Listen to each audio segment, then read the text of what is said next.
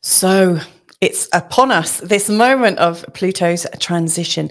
Now, I've already recorded a video about Pluto and Aquarius. I recorded it last year, released it last year. This one in particular is more about the events leading up to Pluto going into the sign of Aquarius, because as you might know, Pluto and the Sun are literally going into the sign of Aquarius within half a day of each other. And what that means is they've come into their conjunction. They're coming into that moment that happens once a year where Pluto is in a Cazimi position, or Cazimi, as some people say. Now, Pluto Cazimi, or in fact, any planet that goes into a Cazimi, it makes an exact conjunction with the Sun. And whilst it's in that position of being absolutely in the heart of the Sun, it's super powerful. It's almost like it's got steroids, you know, it's really boosted up, it's beefed up. And so it starts a new cycle, a cycle that we can interpret and a cycle that we can use in our lives, in our year ahead. And it's a cycle to truly understand. If you're really going through some Plutonic themes right now, i.e. transformation, the death of the ego, the idea of who you are and transforming yourself in some way, then it's really important to pay attention to this particular cycle.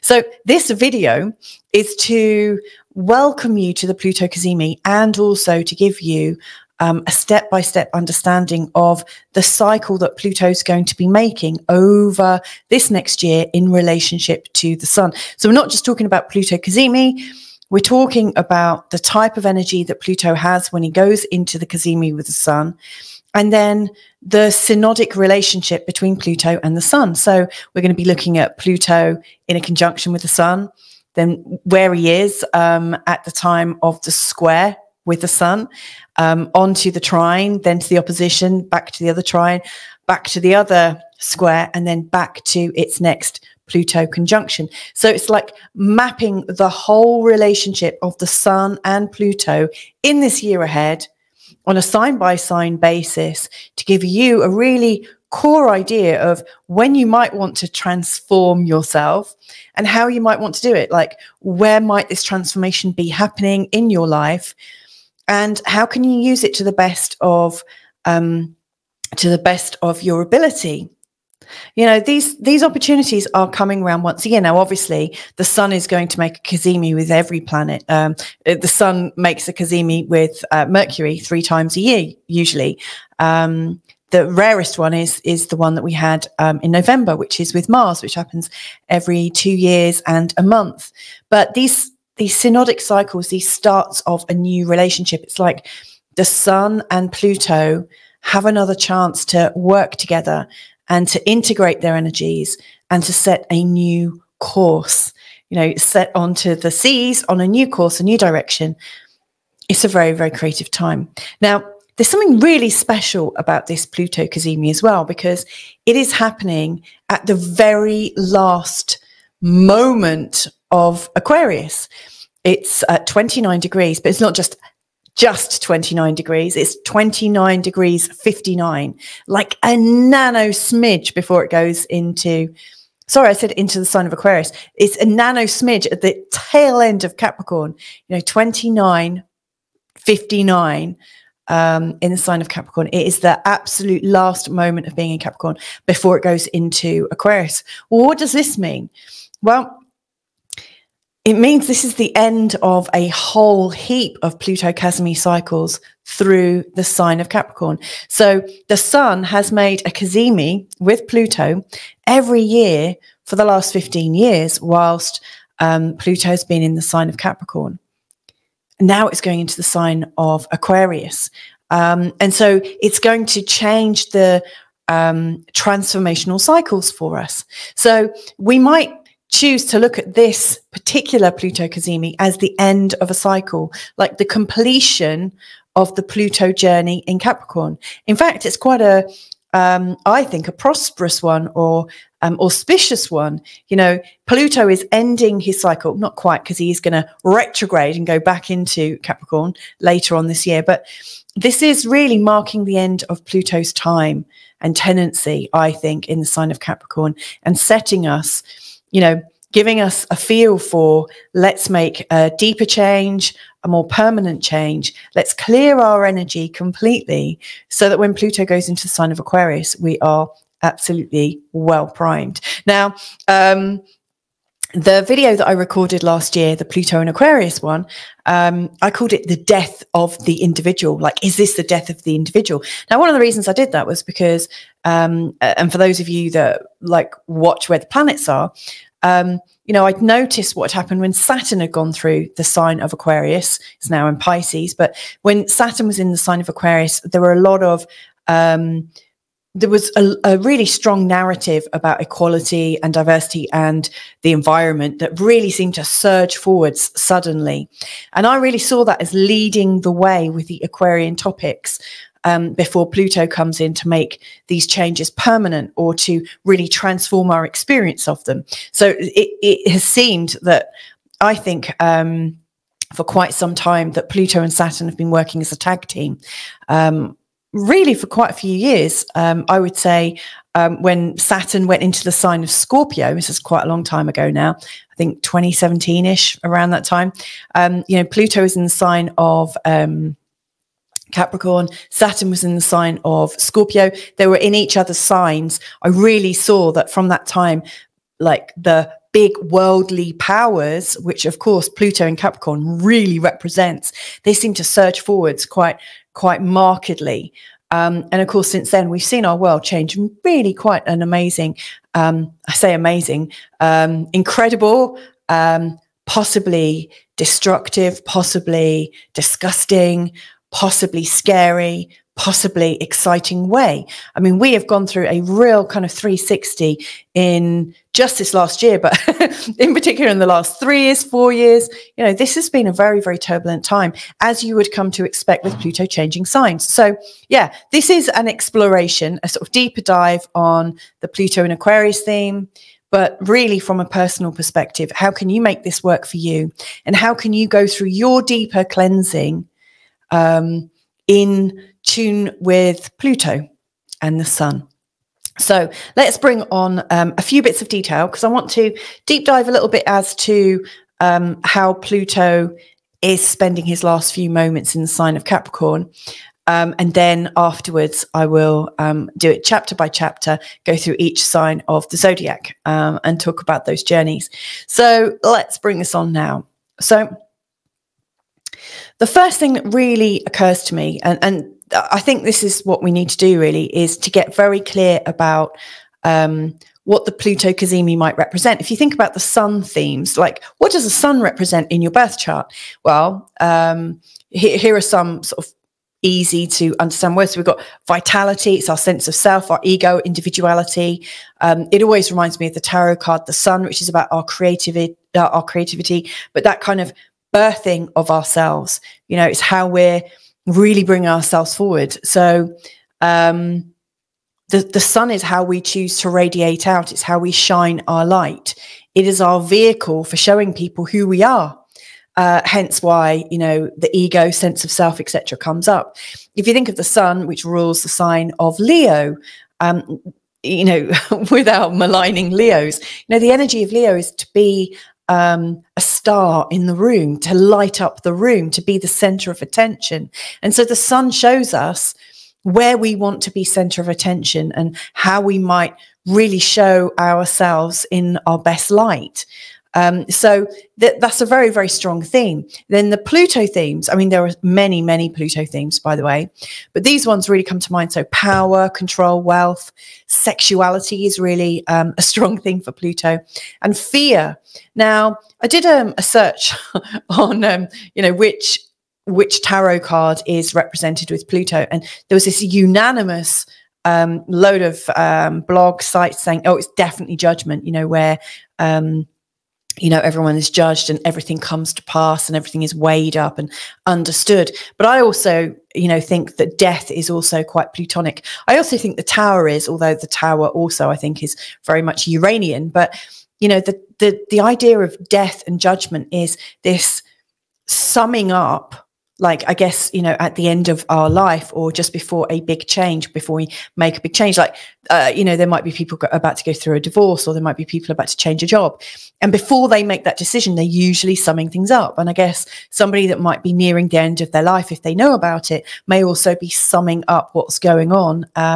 And in the way that we do that summing up, we are kind of clearing space for ourselves to step into our new future, our new reality, from a completely different perspective.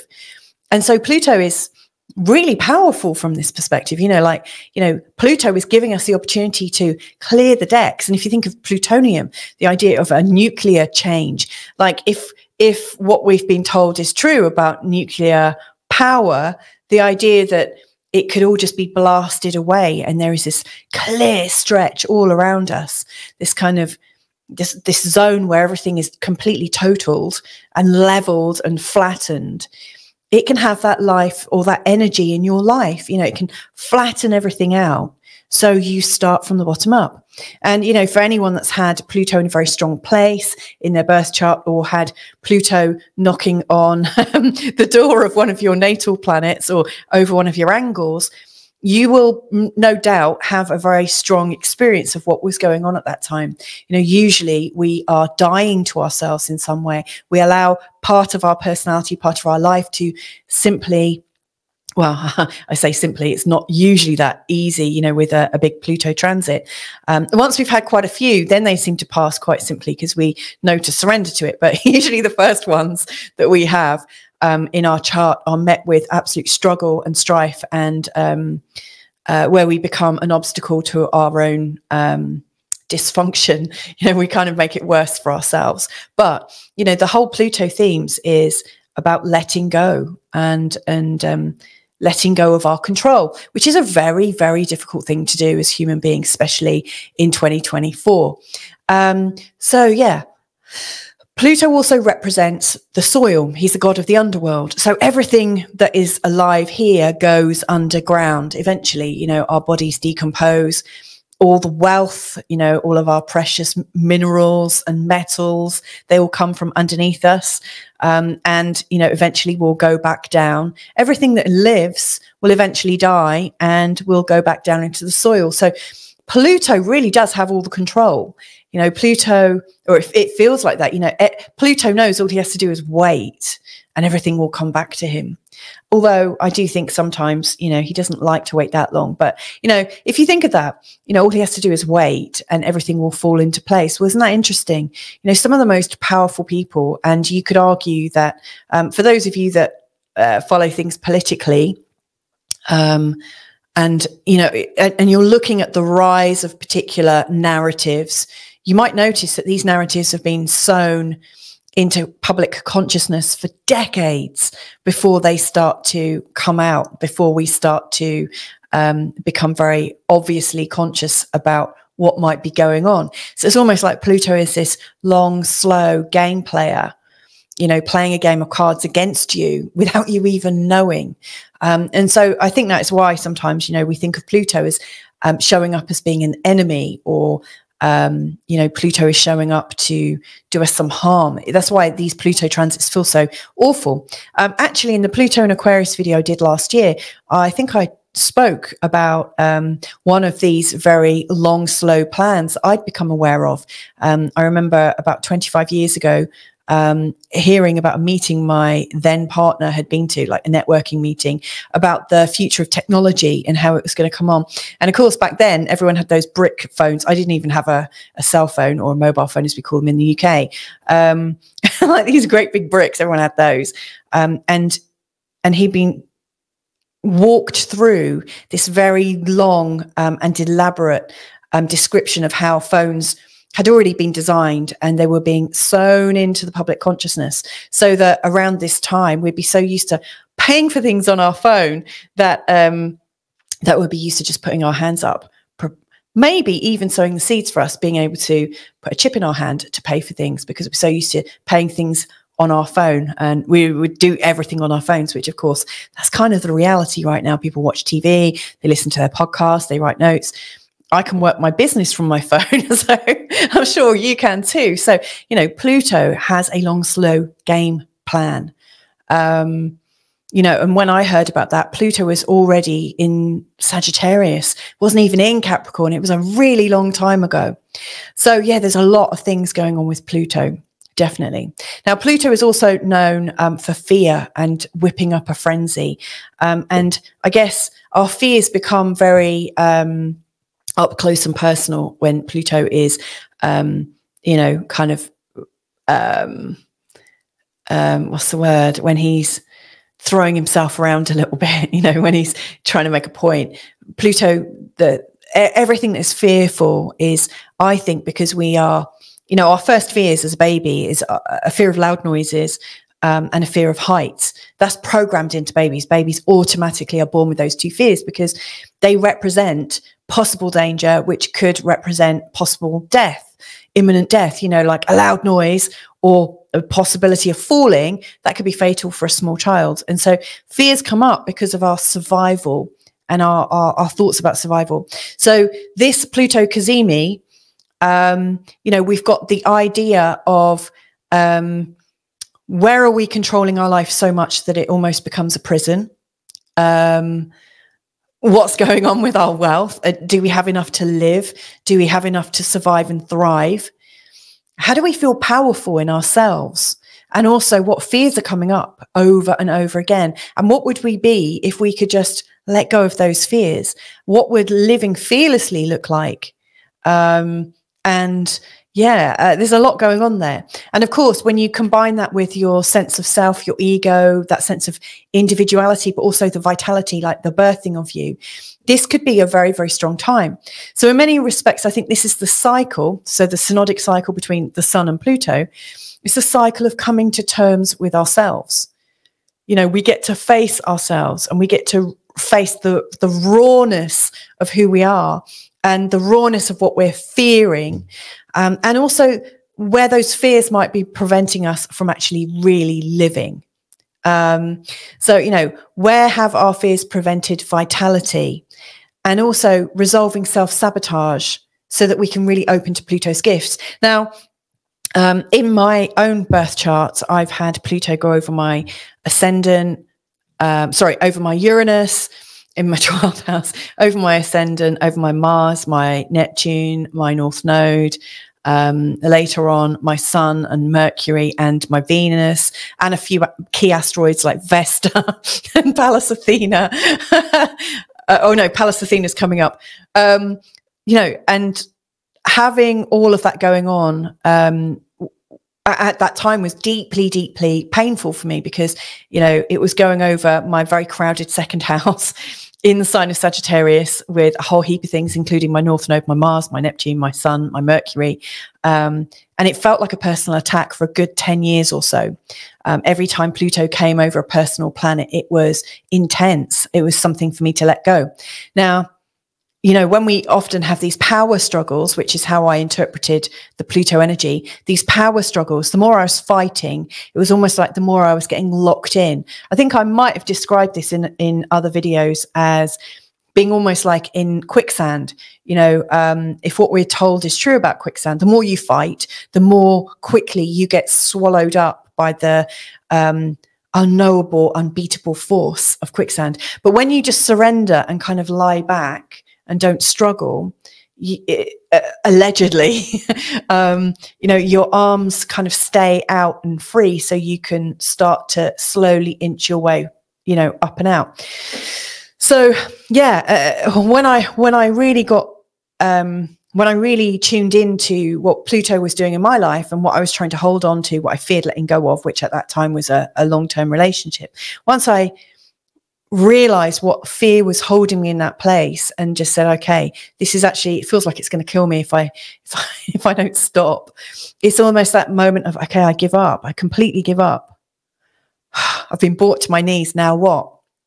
And I think Pluto brings us to our knees. So with this last Pluto Cazimi, this last Pluto Sun coming together in the sign of Capricorn, what might you be observing in yourself that you're letting go of, to prepare you for the next Pluto Cazimi cycle, which will take place in January of 2025 in the sign of Aquarius.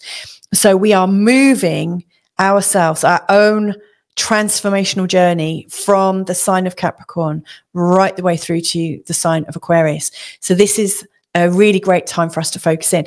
Now, some people do talk about using these very strong energies for magic, intentional magic. I tend to avoid those like really, really strong things, including things like Mars, Uranus, and Pluto and Saturn, because I think they kick you in the ass when you're trying to use magic to control something. It almost brings out more of the energies of control and power, and I don't know. It's almost. I remember once giving an offering to the ocean, and I realized I didn't ask the ocean, like to approach the ocean. You know, like there are like seafaring places where the fishermen, before they get on their boat, they are humble and they have humility to the ocean, and they say, okay, permission to come to board, you know, permission to come into the ocean, permission to go into the waters, you know. So I do think when we are trying to use the energy of these strong dates to make magic or make things work our way, we might not have enough humility to pull it off. We could get ourselves into big trouble. I think with Pluto, unless you are like really, really super strong. But I think for me, the Pluto and the outer planet energies are so strong at times that we're better observing what's going on and reflecting on it in a sort of humble way. Recognizing where we might be changing, recognizing where we might be taking on responsibility for ourselves, and not trying to control a situation that maybe we're not actually allowed to control. So yeah, lots of thoughts there. And then my own thoughts, not necessarily astrological ones. So let's just, before we get going, talk a little bit about the astrology of the Pluto Cazimi. Here's the chart here. And I want to give you the times, because there might be people who are mindful of these times, and you might want to focus on how you might want to change. You might want to put a little healing intention in there about how you're transforming your life. The Cazimi itself, because for a planet to be Cazimi to the sun, it's within 17 minutes of arc from the exact conjunction. So if you're in a London time zone, which I am, I'm living in Portugal, which is the same time zone as London. The exact Cazimi is at 13:46 on the 20th of January. But the actual Cazimi itself starts at 6:52 in the morning and goes straight through to 20:40 in the evening. If you're in New York, I've done the same for New York, Chicago, and LA to capture the main three time zones that people refer to in the States.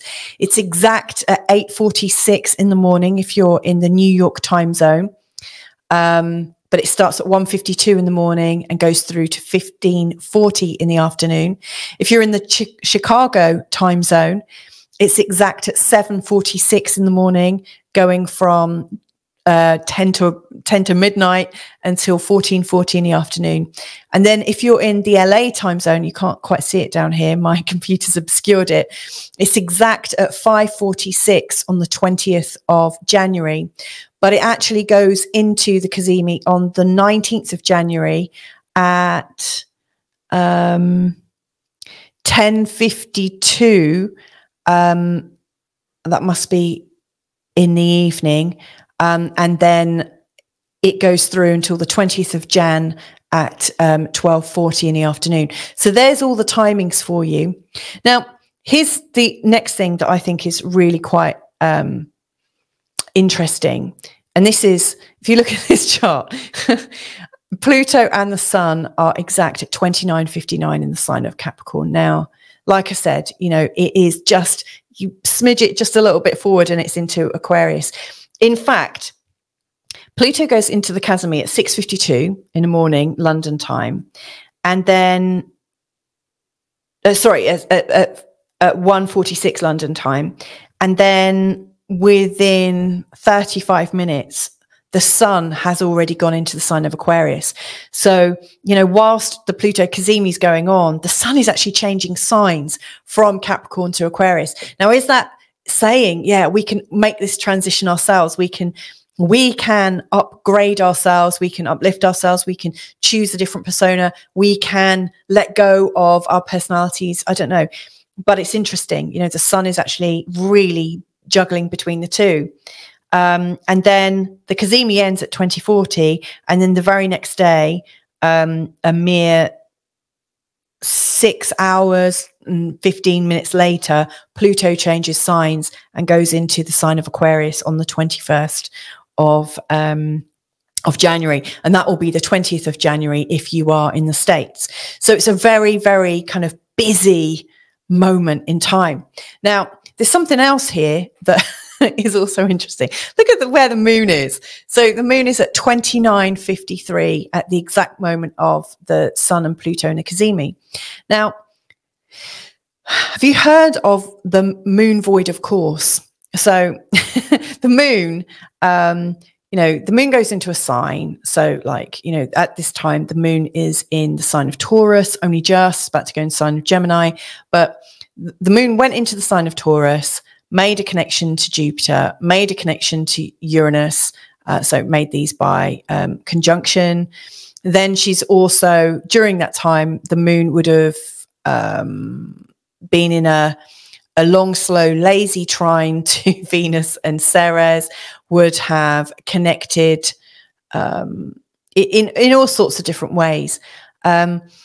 But then the very last moment when the moon makes a connection, i.e. a main aspect like a conjunction, a trine, a square, an opposition, maybe a sextile, though I don't always include those.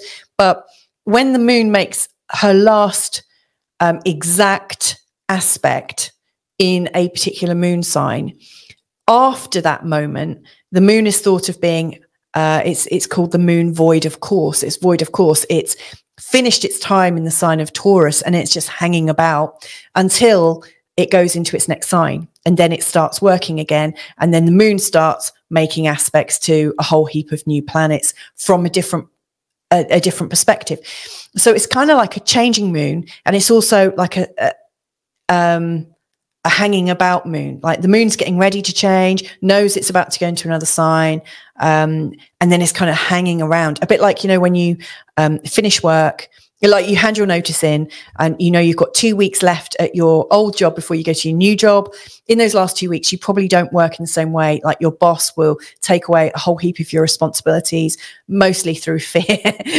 And, you know, the last 2 weeks are a bit of a DOS, or, you know, they're just different. You don't normally work exactly in the same way. There will be changes because people are getting ready for the new reality of you not being there.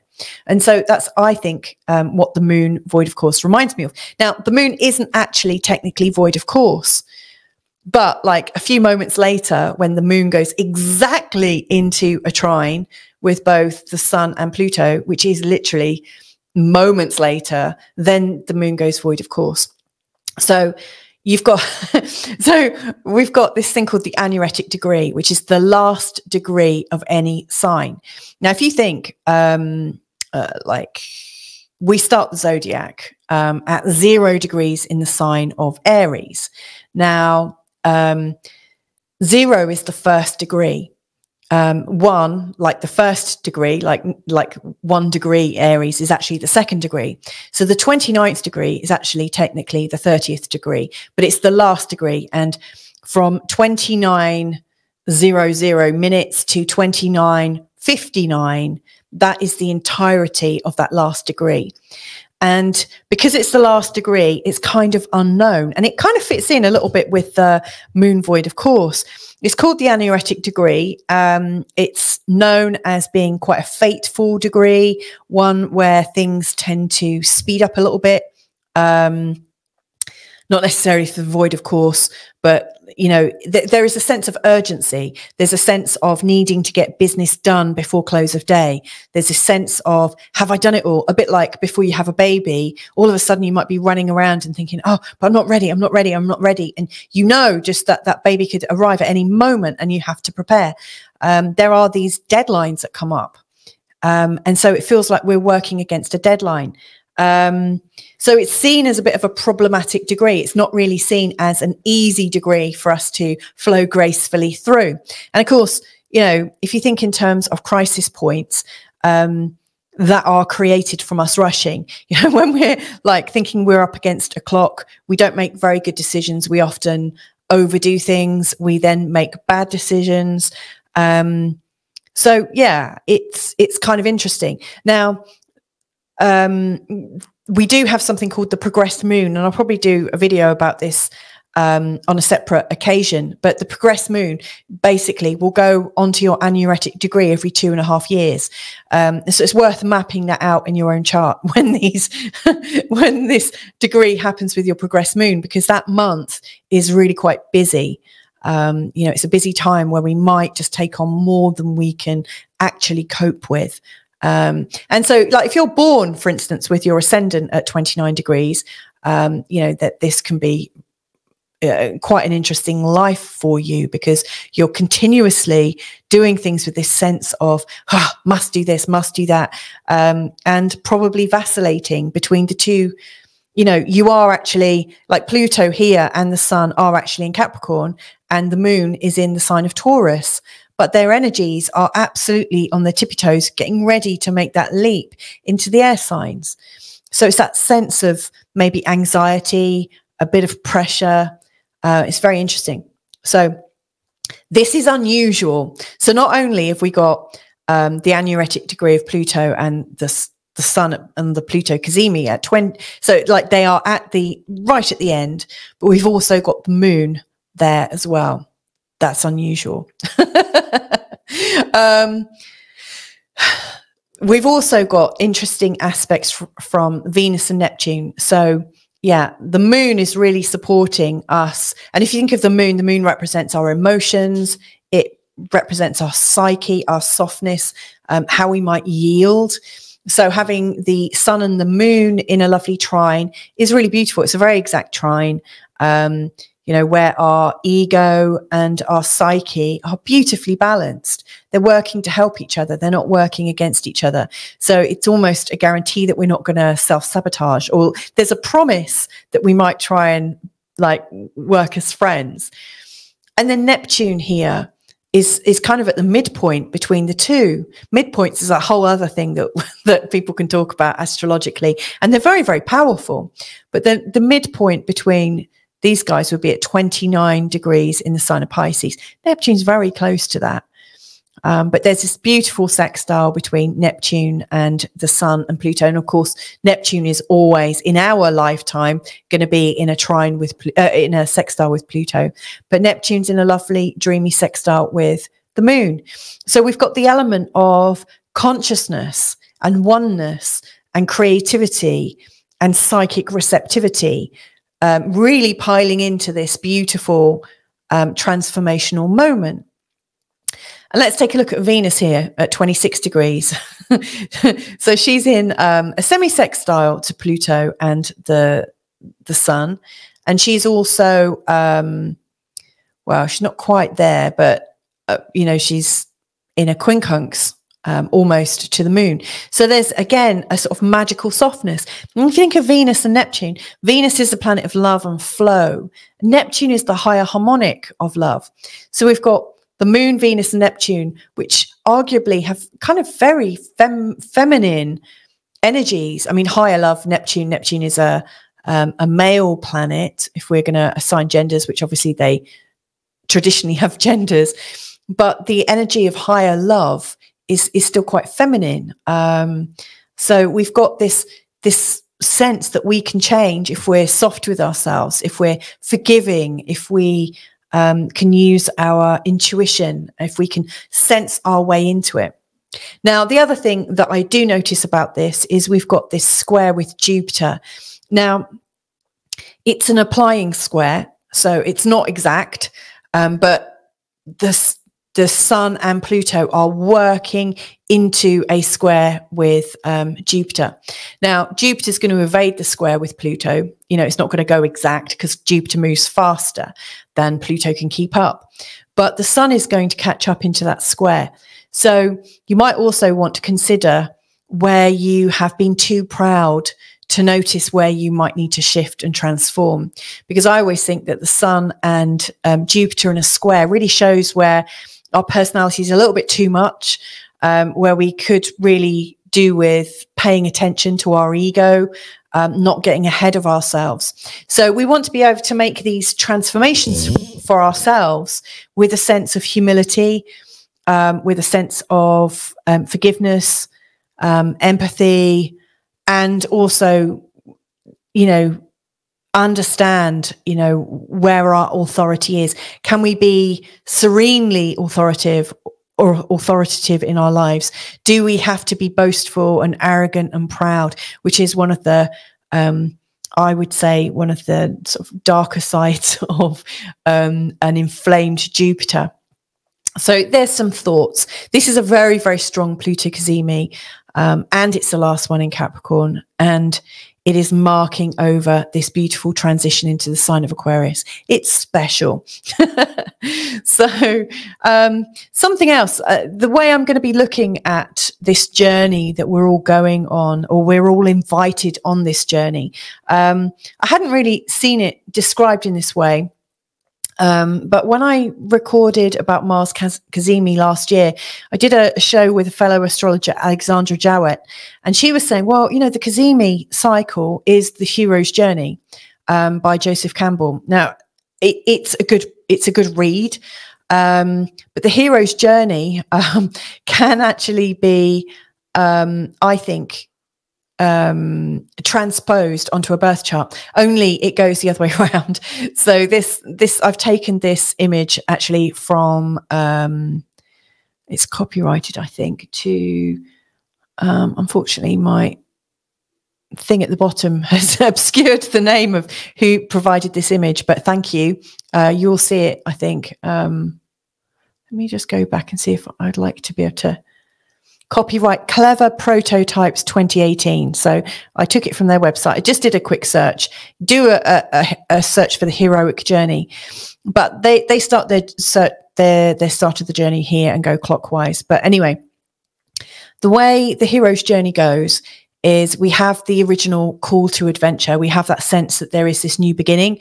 We have this sense that there is this new beginning that's going to make us rise up, and invite us to become greater, become more magnificent, to learn and evolve and grow and, transform our lives. So we have this call to adventure. And then there is this very strong energy where we go through an ordeal or an initiation.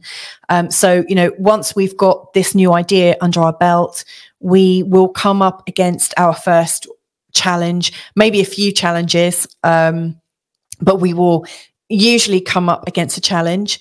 And then we will come to a time where we start to unify and transform, where we've had this challenge enough times to realize that we need to soften our personality or adapt our personality or adapt our expectations. And we need to, make some form of transformation. And then we get to a stage where we're starting to return home. We're starting to feel like those skills are really embedded in our psyche. We've integrated this new way of being into our personality. And so we're coming home. And of course, then we come back to a new call to adventure to rise us up again. So it's the classic story of a cycle. And if we look at it, this hero's journey here, and I really do want to thank Alexandra for bringing up the idea of the hero's journey and saying it matches a synodic cycle because it's perfect. So thank you. But this first quarter of the heroic journey is from the conjunction to the first square that the two planets make to each other. And of course, the square energy in and of itself shows us a challenge, where we can rise up with it. It's not a complete annihilation of us. You know, we are able to work with it, but it's challenging. It's tough. We learn lots of lessons and it slows us down. We have frustrations. It's not always easy. We actually do have a trine that comes in if we're on a synodic journey. The sort of conjunction point and the trine would come around here. When we get the trine energy coming in, we start to ease. We start to get we find things a little bit easier. The things start making sense. We're not fighting against ourselves. We're actually in a bit of a flow. We're getting a bit of a rhythm. And then we've got this unification, transformation, this chance or opportunity to take the learning that we've got and bring it together. And if you think of the opposition, which is what this like the cutting of the circle represents, one planet here, the other planet down here, you are absolutely pulled apart. The two planets are pulling you in different directions, different expressions, different meanings. And yet you are still here in the center. You are the being that must carry the energy of these two planets pulling you in different directions. And so the only thing you can do is unify them and make sense of them and transform. Like the transformation happens when we unify those energies. And then we have the closing square.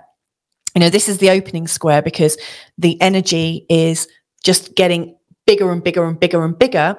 But then we have the closing square, you know, where this is the conjunction point and this is the new square that comes up. And it starts to close it. It's bringing us back into ourselves. The wandering planet, the planet that is doing the movement, is bringing all of its lessons and experiences back to that original point. So if we have a look at this Pluto Cazimi, I've put all these points down and I'm going to look at all of these points within each of the different star signs, really from the perspective of the ascendant, but you can also listen to the sign of your sun if you prefer, but I think it works best with the ascendant. Some people also listen to the moon for a more emotional version of it. But this point here represents our initial call to the adventure. This is where the conjunction between between the sun and Pluto occurs. And then Pluto stays here and is just moving very slowly into the sign of Aquarius, and then later back a little bit when he goes retrograde, and then forwards finally on the 19th of November into the sign of Aquarius. But so Pluto's pretty much here, but the sun is carrying on his journey. And so the sun makes its first square. That's the initiation square, the opening square that shows the first real peak of challenge that is coming up for us. Then later makes a trine about a month later. That's interesting to observe because when the sun's involved with this, the sun is going to be making the square and then the trine a month later, because the sun basically moves 30 degrees each month. So yeah. So whatever challenge we go through at this first square point, a month later, we are feeling ease from it. And then just under another 2 months, the sun is in opposition to Pluto, showing us the big challenge and showing us where we want to transform this energy and bring it back into oneness. And then we've got the closing trine where we're starting to think, yes, I'm getting this pattern now. It's starting to feel good.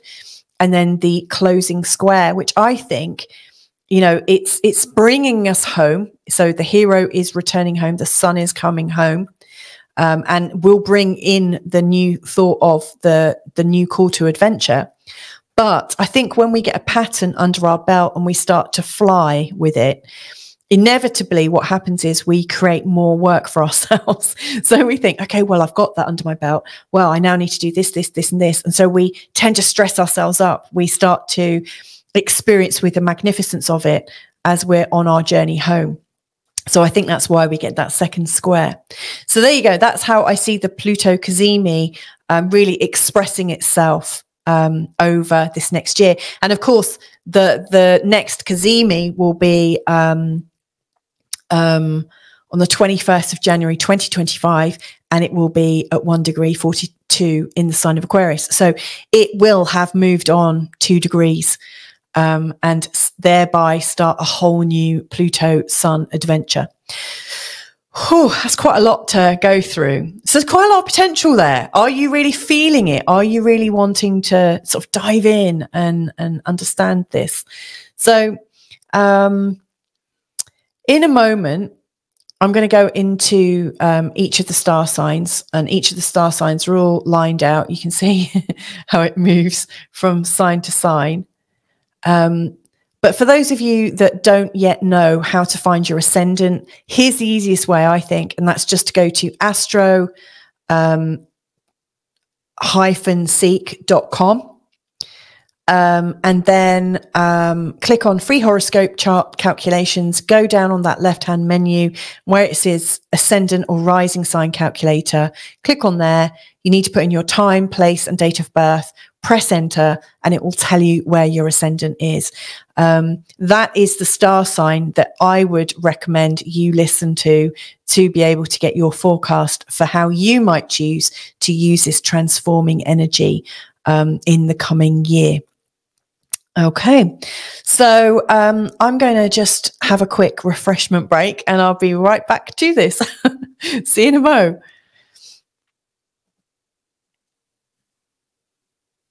Welcome back to part 2, where I'm looking at the energy of Pluto Cazimi, when the Sun and Pluto have come together, and your journey of transformation and rebirthing, and how you might choose to do that as you go on your own hero's journey. Now, just at the tail end of the previous section, I just showed you how to find your ascendant if you don't yet know it. I think I might just cover that again, and then I'll go through each of the star signs. Before I do that, let me just introduce myself if you haven't already cottoned on. My name's louisatannermunson. And I am from Feel Good Astrology. And the whole purpose of this is to help you use astrology to really find joy in your life and find freedom, find a bit more space. You know, so many of us are rushing around all the time, you know, with all these ideas in our head, and, you know, we get stressed out. And what does stress feel like for you? I mean, I know for me, when I feel stressed, I get tighter and tighter and tighter, and my shoulders slope forwards, and you know, I find it much harder to smile, much harder to think creatively. So I think the way I use astrology and the way I encourage people to use astrology and how I share my forecasts, it's all to create more space for you so that you feel like, wow, yeah, there's possibilities now. And there's a sense of freedom, a sense of clarity. So yeah, that's why I'm recording these, and that's why I hope that you might get from this Pluto Cazimi forecast. So anyway, let's get cracking now. So I'm just going to bring this back on. So yeah, if you don't know your ascendant, go to astro-seek.com, go to free horoscopes, down to ascendant, and then pop in your time, place, and date of birth. Press enter, and it will tell you which star sign to have a good listen to. Anyway, let's get going now. So, Aries ascendant then. So you'll see what I've done here on the left-hand side. I've put in the dates of all the different aspects that the Sun and Pluto are making to each other, really describing the full journey between the Sun and Pluto over this Cazimi period from when they meet up on the 20th of January at 29:59 in the sign of Capricorn, taking you on the journey to when they next meet up on the 21st of January 2025 at 1°42 in the sign of Aquarius. This is a cycle of transformation. But my question to you is, where is this transformation taking you? You know, how do you want to use this transformation? How do you want to, like this energy, which I've already described in the first 45 minutes, not specifically for you, Aries, but, you know, in general, this is the last Cazimi in the sign of Capricorn here. You know, the Sun and Pluto have come together 15 times to make this energy, and this is the last one. So there's a closing out energy going on, and there's this sense of rebirth, this sense of a new possibility. Now, where this is taking place from your perspective is at the end of your 10th house. Now, your 10th house is, I think, a place that represents where you stand in the world and how you show up. You know, what is your energy? What's the energy you're putting out into the world? And so for many of us, it looks like our career. For some of us, it might look like our fame. For some of us, it might look like our wealthy marriage to somebody, you know, because that becomes our outer image that people see. You know, the 10th is, if you look at the chart, the 10th is at the pinnacle of your chart. You know, it's your highest point. Some people might consider it to be their legacy or their ambitions. The 10th sign of Capricorn, if you think of the sign of Capricorn, it's very much about control and power and being wealthy. And it's very much about status.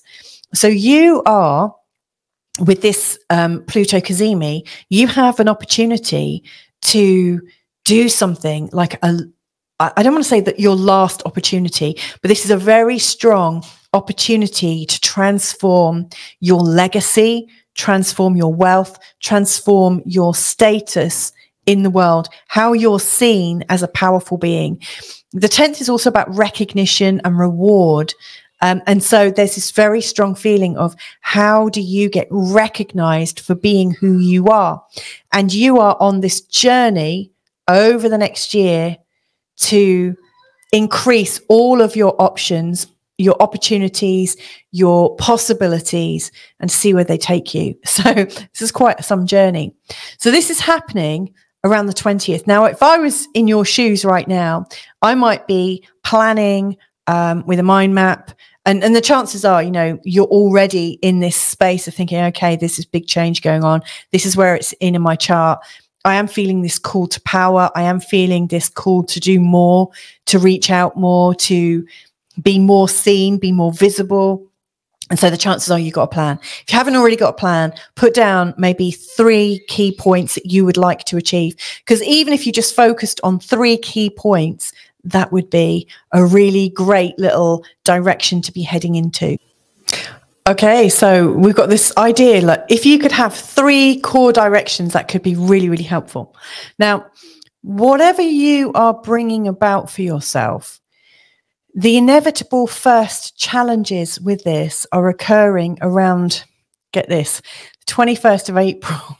Now, that's an interesting time, isn't it? Because for those of you that follow astrology, you'll also know there's the very special Uranus and Jupiter conjunction that's coming up at that time.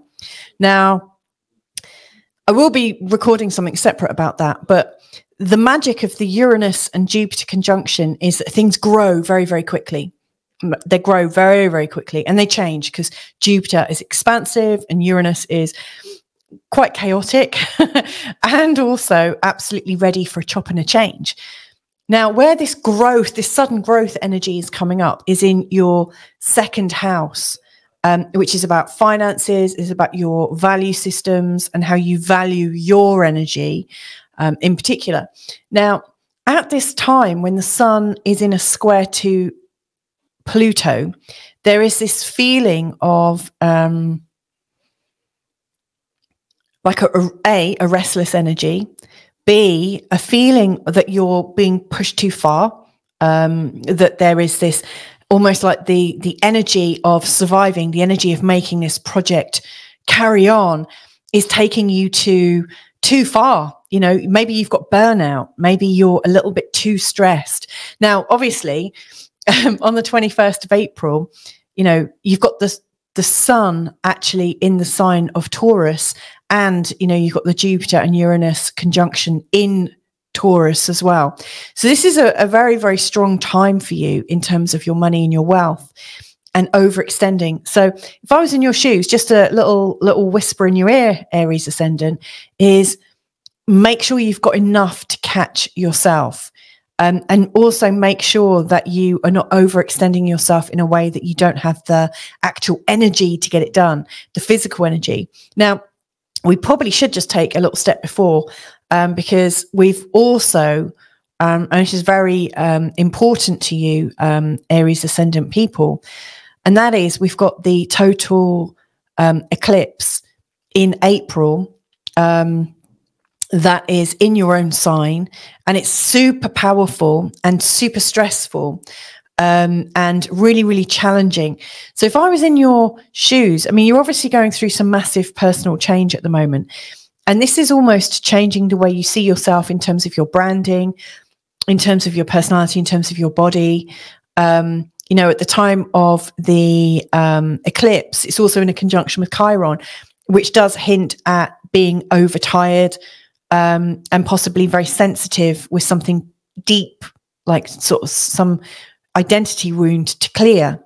So around this time of the first square, I would say for you, it starts a little bit before, actually. You'll probably start to feel like the energy of this transformation coming on thick and fast, you know, in such a way that's difficult to catch your breath. It's a bit like, oh my God, this is more than I can cope with. So plan some time off now. You know, we are at the end of January. If you can somehow plan a couple of weekends off, a couple of extra days holiday, plan some massage or whatever it is that you need to be able to do this, or start supplementing yourself nutritionally, in the way that works for you. Start looking after your body and your personal space, because with all this stuff bringing up ideas on your wealth and how you value yourself, if you're tired and if you're poorly, you're not going to be able to make the most of these opportunities. And of course,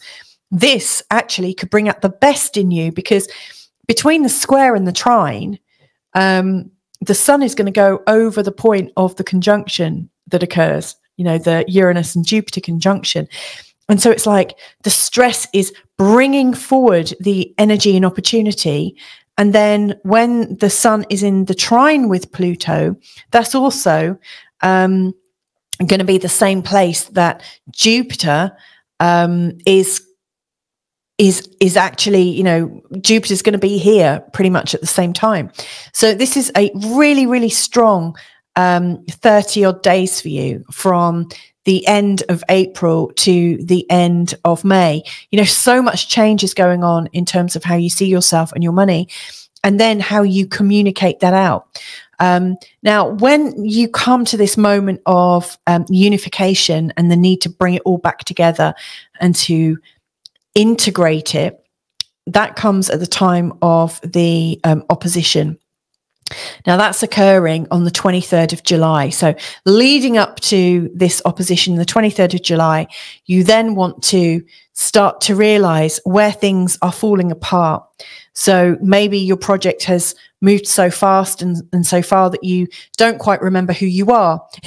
Your status has changed. Your levels of success and recognition are shooting through the roof.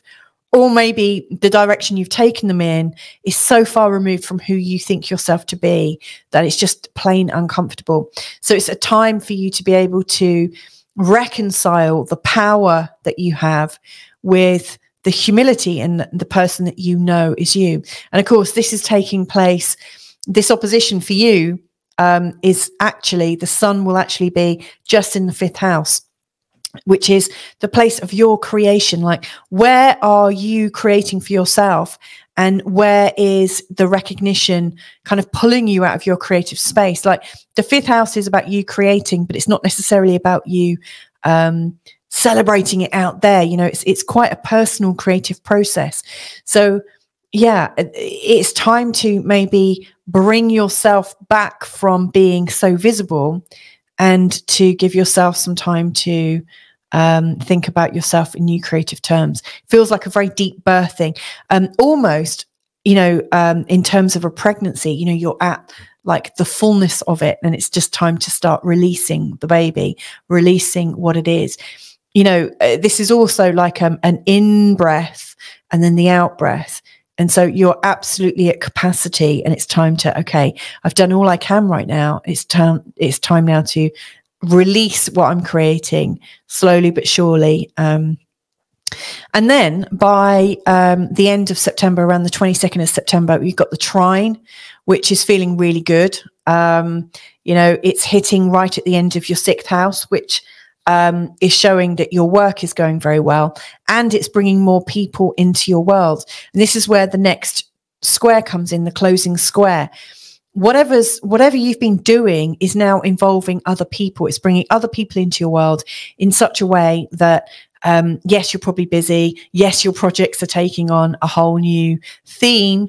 And yeah, on the journey home, you're not alone. You've got other people's value systems, other people's belief systems, and a lot of people get to hear about your coming home as the hero, fresh to start away on a new journey at the end of January 2025. So there you go. I hope that's been helpful to you, Aries, in terms of how you understand your recognition, reward, and your success. So yeah, hopefully this will be a very beneficial period for you. Okay, so let's have a look at Taurus now. So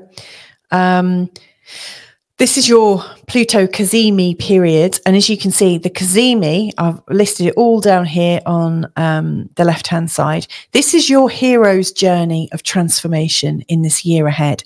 How are you transforming right now? And where is that transformation taking you? So it starts here at the end of Capricorn on the 20th of January, which just happens to be tomorrow. No rush, no pressure. And the sun continues moving. There's a stress point here when we have the first square between the sun and Pluto, and that's right by the Ascendant. It's in your first house, so it's quite a stressful moment. And then we get the trine, then the opposition, the closing trine, the closing square, and then the hero is coming home.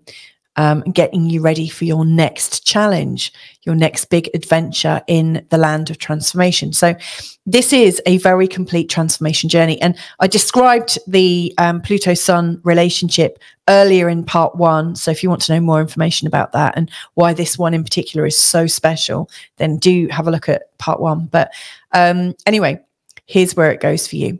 So this transformation, you know, the Pluto Cazimis have been taking place in your 9th house for the last 15 years or so. So it's been giving you a transformation about what you believe the world to be, how you believe politics and law and media, what you've been learning, where your spirituality's at.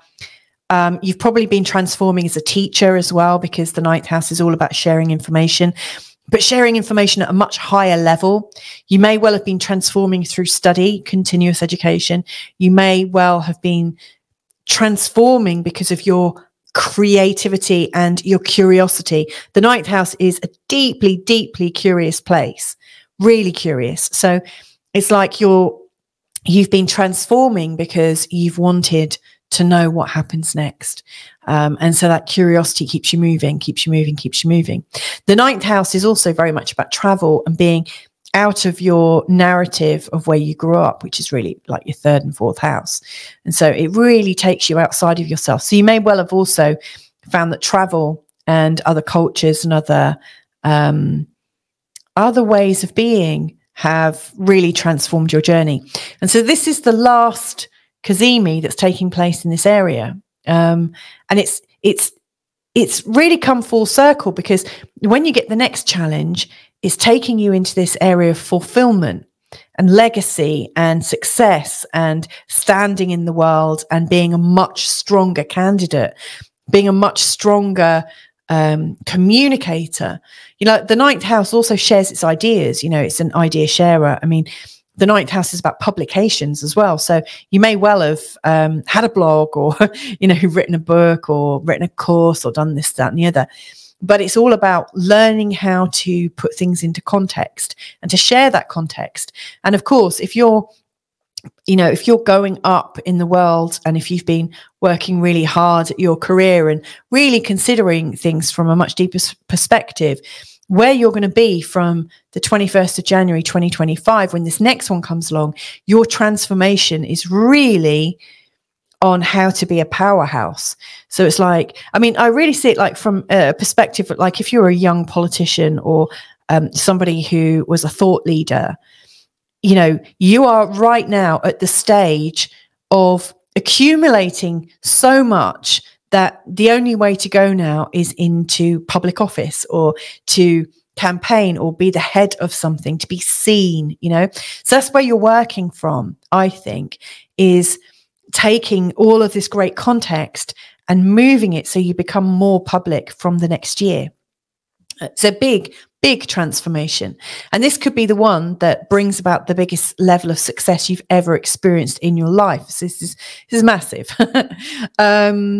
Now, the first real big challenge for you, which is coming at the end of April. Now, there's a few things taking place before that. Next month, we've got the conjunction between the North Node and Chiron, which is in your 12th house. 12th house is a place of unconscious fear and patterns and behaviors. It's a place of real psychic energy, but it's also where we lock everything down, we shut down, and it's a place of real privacy. So you may well find that in this first quarter is the most dramatic quarter for you, because as you're sort of accepting this idea of your new transformation, you're really having to face yourself quite considerably, and some places that you are quite afraid of, some things that you might have shied away from. And there is also a very strong total solar eclipse during this time, and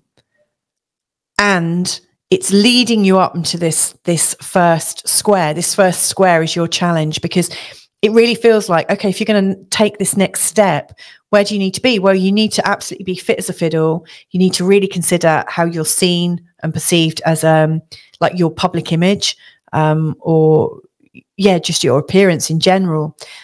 So like the first house is about your body, your appearance, your personality, your obvious personality. It's also about your boundaries. You know, have they been too strong? Have they been too relaxed? What are you going to allow in? What not? You might also want to ask yourself, who does this belong to? You know, because you might find that you've accumulated so many sort of like bits of psychic debris that you're feeling all these things and you don't know what it is and who it belongs to. So ask, who does this belong to, and see if it eases. You might notice that you've been carrying around thoughts and feelings and ideas on what life is, and that they're not actually yours. They're not, they're other people's judgments. So this could be a time when you're really clearing a lot of stuff away. Now, what happens next from this point, the 21st of April? I mean, this is a massive day, because, and this with your ascendant in Taurus, you've got Jupiter and Uranus coming together for that not once in a lifetime experience. I mean, they do come together, in a cycle every 14 years, but it's a very strong one for you. It's a very good, beautiful conjunction, and it's in your first house, which I guess is a once in a lifetime. Yeah, it is once in a lifetime, isn't it? But this is an opportunity for you to expand like who you are, really develop who you are, develop a new way of being, have a breakthrough in terms of your sex appeal, your body appeal, like your appearance. It's like there is a really sort of fundamental transformation happening for you that is really just changing the energy of who you are. Like a massive shift of almost like, that person that was you before is a completely different person, and you are starting a new life. Really big stuff. Your identity is really shifting. And, this moment between the 21st of April to 22nd of May is huge. As the sun moves into the trine position, it feels like there's some ease coming in, and you're really enjoying being this new you. You're starting to get a practice of it. It feels good. And during this time, you're starting to feel better about yourself. With the sun going through here, you're probably feeling a bit wealthier, feeling a bit more excited about your personal income opportunities. But the sense of how you're valuing yourself is changing and coming up. So it feels like you're really coming up in the world. Now, this is all going to be growing and exploding into your world. Now, around the opposition point, around the 23rd of July, one thing you want to work out for yourself is how to manage the tension between your big adventure and your home life. So you feel really pulled in two different directions between achievement and the sort of fulfillment energy of being at home, at peace, etc., etc. So how can you bring those two similarly opposing energies of home and away? How can you bring them together in such a way that you'll be able to fulfill this cycle and do it even better? So it feels like there's a very sort of strong integration, like maybe you need to bring the past into your present. The fourth is very much about the past, and it's about your childhood and what you learned there. Maybe there's some skills that you learned early on that you really need to pull, or there's people around you from your childhood that need to get involved and need to help ballast you, keep you on the ground whilst you are emerging in a new form. So a very deep integration, in fact, like the 4th and 10th is huge. And then we are coming back into the trine. So when the trines are coming up around the end of September, you've got the lovely sort of energetic, feeling deeply creative, and also very earthy. So it feels like, yes, I'm creative and I can fulfill on what I need to do. And then the last square that's coming up in October, it's in your 6th house. The emphasis of this journey has just created a lot more work for you. And it might be a little bit more than you can handle. And as you're working through this, it is going to be inevitably bringing more people into your world. Now, the people that you might be working with, to fulfill this journey, it might actually feel a little bit too tight with them. So I would say, as you're getting more into the sign of Scorpio, maybe from the 2nd of November, around Halloween time onwards, when you're into this midpoint here of Scorpio, you'll start to feel better. But between the 22nd of October and Halloween, you're probably feeling a little tense around people. So watch out for that. And then the hero's journey, as you're coming up to this beautiful reconciliation and the new call to adventure in January 2025, it's basically given you all the skills to now stand out in the world in a deeply powerful way, with more power and energy and influence than you've had in a really long time. So anyway, Taurus, I hope that's helpful to you, and have a fantastic cycle with this. Really enjoy it. So on to Gemini now. And where do I want to start with this? Well, first of all, Gemini, I spoke about this energy in this cycle in part 1 in quite a lot of detail. So if you are interested in the broader astrological view of the Cazimi cycle and what makes it really special this time, then do listen to part 1 as well. But if you're just like stepping in to get a forecast, and why not, then what you need to know is the journey between the Sun and Pluto, which is what I'm talking about, the Cazimi, they come together on the 20th of January, and that's a new seeding point. Like, you're sowing a seed about your development in this year ahead, and it's a journey of transformation. It's a journey of changing your life in quite a fundamental way. You know, it starts at 29 degrees 59, which is a very changeable, urgent call for you to see yourself and your crisis points and move beyond them.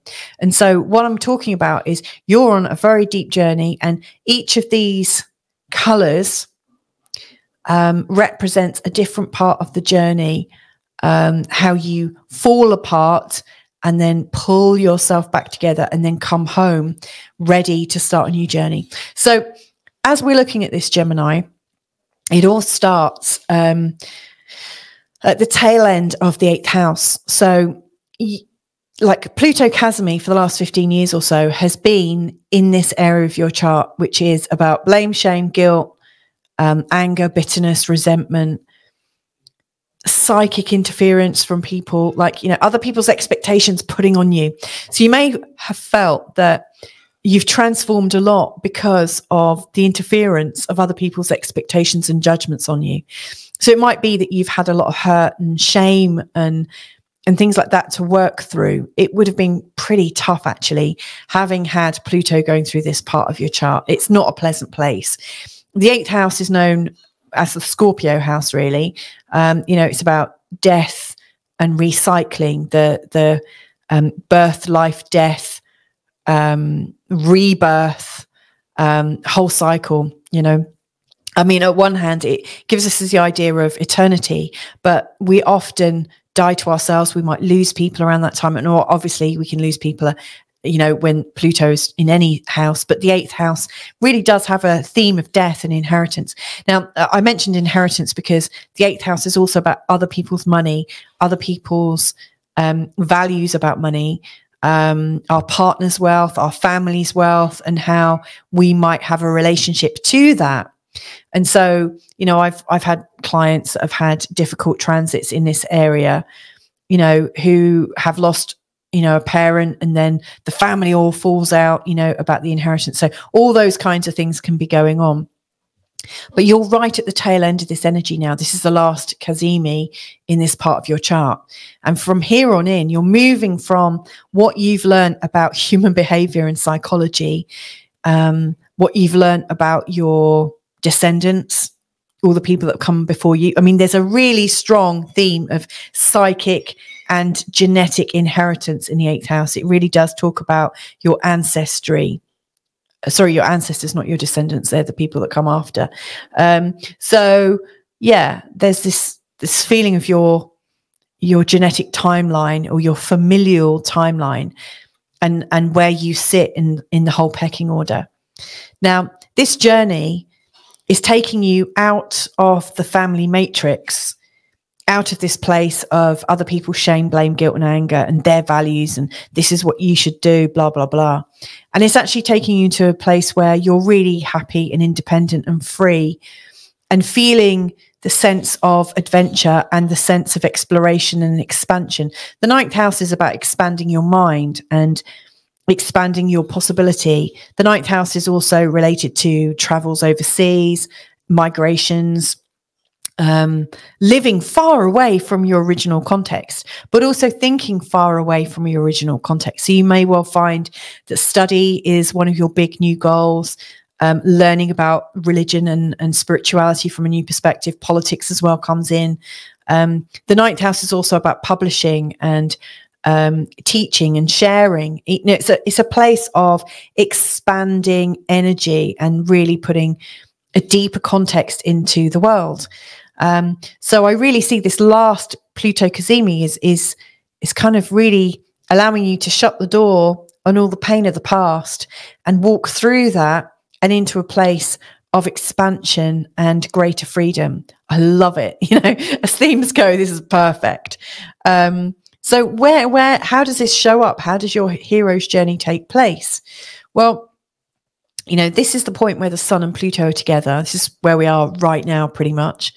By April, 21st of April, Pluto and the Sun are in a square together. And this square is taking place in your 12th house. Now, I want to prepare you for this, because the 21st of April is actually quite a very, very strong time. We've got this once in a blue moon kind of conjunction between Jupiter and Uranus in the sign of Taurus that's going on at that time.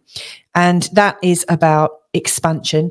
I would say Jupiter and Uranus in a conjunction together really reminds me of this house here that, you know, your next Cazimi is going to take place in. It's very much about the 9th house and being far out and having possibility and having change and having just new horizons. It's like your vista and your vision just it's bigger, it's wider, it's brighter, it's more colorful. But before you're able to fully step into that color, this expansion has to take place internally in your inner psychology. So it feels like around the 21st of April, in fact, a little bit before, and I'll explain why in a second, it feels like you've got a last look at tweaking the inner psychology. It almost feels like there's a couple of extra bits to learn about what you've been learning about over the last 15 years with Pluto in the sign of Capricorn. It's a new invitation for you to lay to rest some of the things that you've believed about yourself and believed about others. It's an opening opportunity. It's like it's an invitation to realize that we're connected in other ways. The 12th house is associated with Pisces and connection and also oblivion, you know, like where we let go finally. It's like the death of all of these old pains. So I do think this is a deep and intense time. And as such, probably not a time when you're really feeling full of get up and go. More, I would say, from the spring equinox until this time, you know, like there's a lot of deep change going on. And you'll probably be, you know, like checking in with friendships and networks and peer groups as well, whilst this is going on. It's almost like through talking and sharing with other people, it gives you this idea of, okay, that feels like, yeah, it's almost like you're not quite certain about, can I believe what I'm seeing? Can I believe what I'm hearing? Can I believe my experience? It's like you gaslighting yourself. So it's time for you to just check in with a few people and reassure yourself, in fact. Now, it all changes quite quickly from the end of April to the end of May. We've got this sort of very exciting time coming up. And if you've listened to my yearly forecast, you'll know that this is a massive year for you guys, because you've got Jupiter going into your first house, which is super dupes, very exciting. So this time, I think you're coming into your own, you know, from the end of May onwards. And this is where things are starting to get a bit easier. And then I really think that the rest of this journey is going to kind of actually be fairly straightforward. I mean, the opposition here between the Sun and Pluto, between the 3rd and the 9th house, is interesting because, you know, oppositions between the 3rd and 9th, you know, are not, I don't think they're quite as difficult as, say, oppositions between the 1st and the 7th, or the 4th and the 10th. You know, what's going on here is, you know, you've got like a spiritual knowledge and a spiritual understanding and a need to really dive much deeper and understand things. And yet the Sun is really reminding you of the narrative and what you've grown up believing. So around the time of the 23rd of July, you're in this place of thinking, but hang on, this is how I thought my world was ordered. Oh my goodness. So you're telling me that everything I believed wasn't quite right.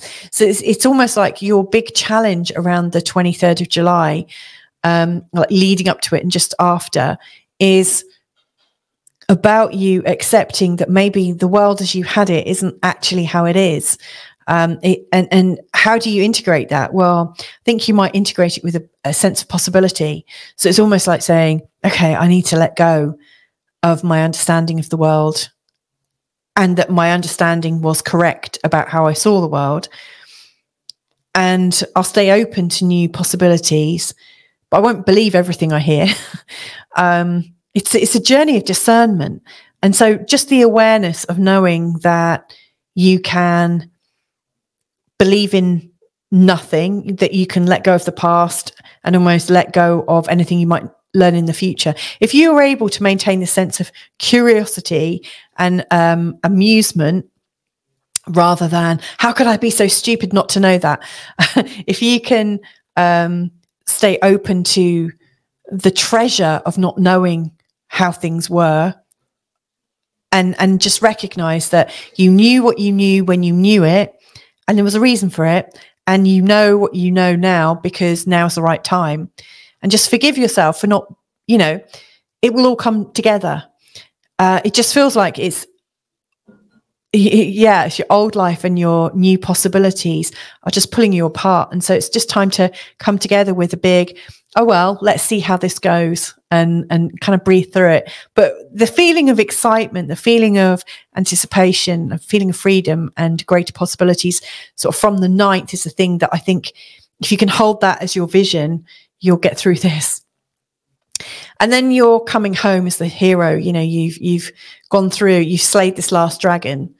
And then the lovely trine that's coming up is at the tail end of your 4th house, showing you that the new you is going to have to make some changes in the way you live. And that's absolutely okay. It's in alignment with who you are.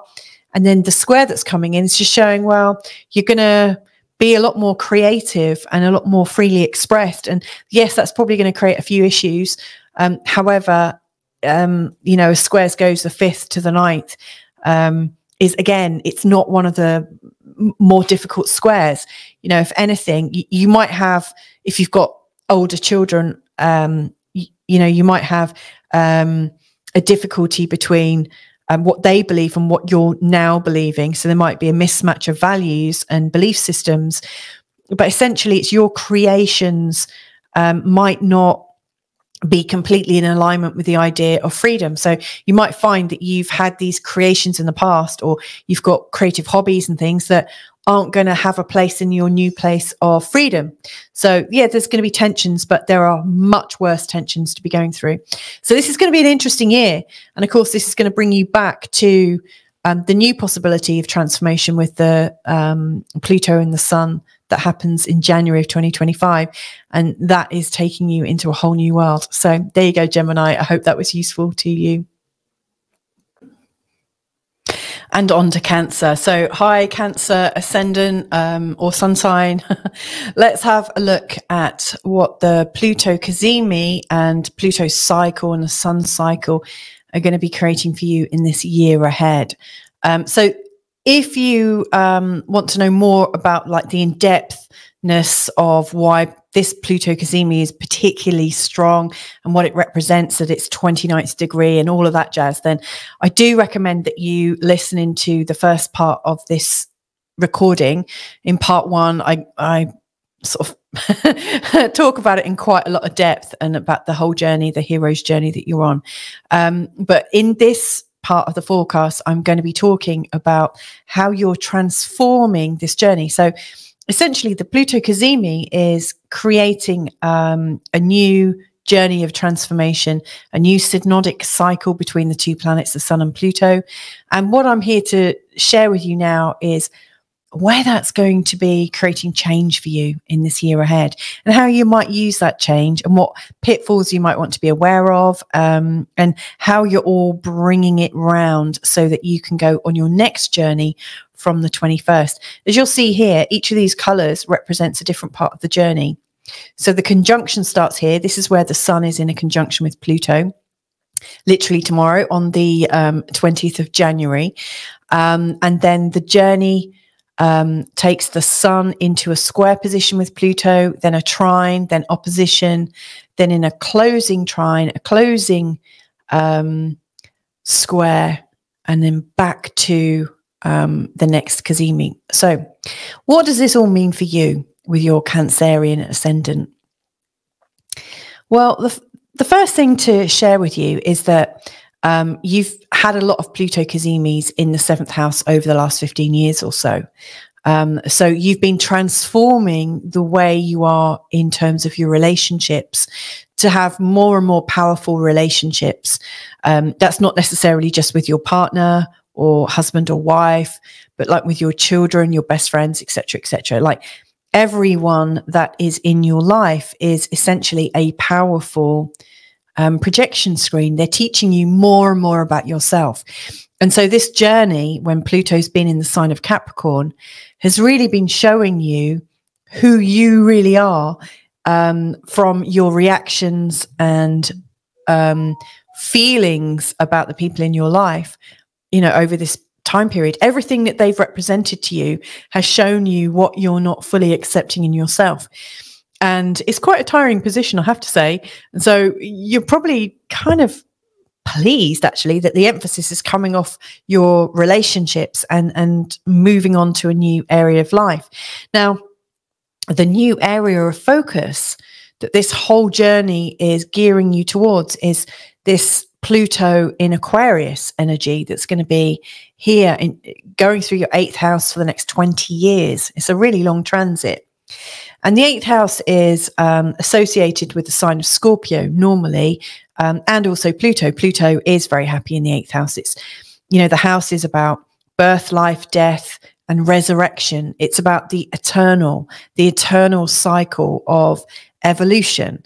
The 8th house is about other people's money. You know, so if you think the 2nd house is about your personal money, your personal values, and your personal earnings. The 8th house is the earnings of the people that you're related to in the 7th house. You know, so it's your partner's pension plan and retirement plan, inheritances that come from families. It's other people's stocks and shares, other people's values that they bring into the relationship. But it does also involve their value systems as well. And by value systems, we could just call that judgments. The 8th house is rife with judgments. So everything from shame, blame, guilt, anger, bitterness, resentment, and these judgments that we have about ourselves and about other people and that they have about us. This is the new territory that you're going into. This is a place that's going to hopefully help you let go of your concern about judgments as Pluto goes into the 8th. It's going to be challenging you to let go of your perception of what life and death is and what resurrection is and what eternity is. The 8th house is also very much about the genetic line that you are on between your great-grandparents, your grandparents, your parents, your children, and so on and so forth. I mean, you are part of this eternal line, this eternal DNA that's being passed on and woven into new generations. And what is that inheritance that you've got there?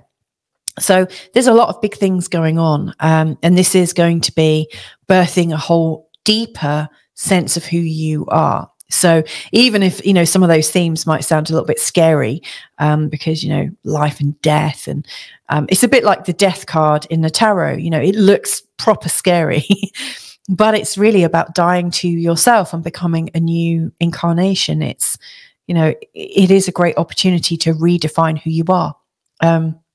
So anyway, this Pluto Cazimi is bringing up this last ditch attempt at feeling powerful, and understanding the relationship that you have with powerful people. So, you know, during this time, you'd have attracted a whole heap of powerful people into your life, and people who are very, very strong in their beliefs about themselves, and sometimes difficult people. You'd have got very, very good at dealing with these strong types who are impacting your life in a very, very strong way.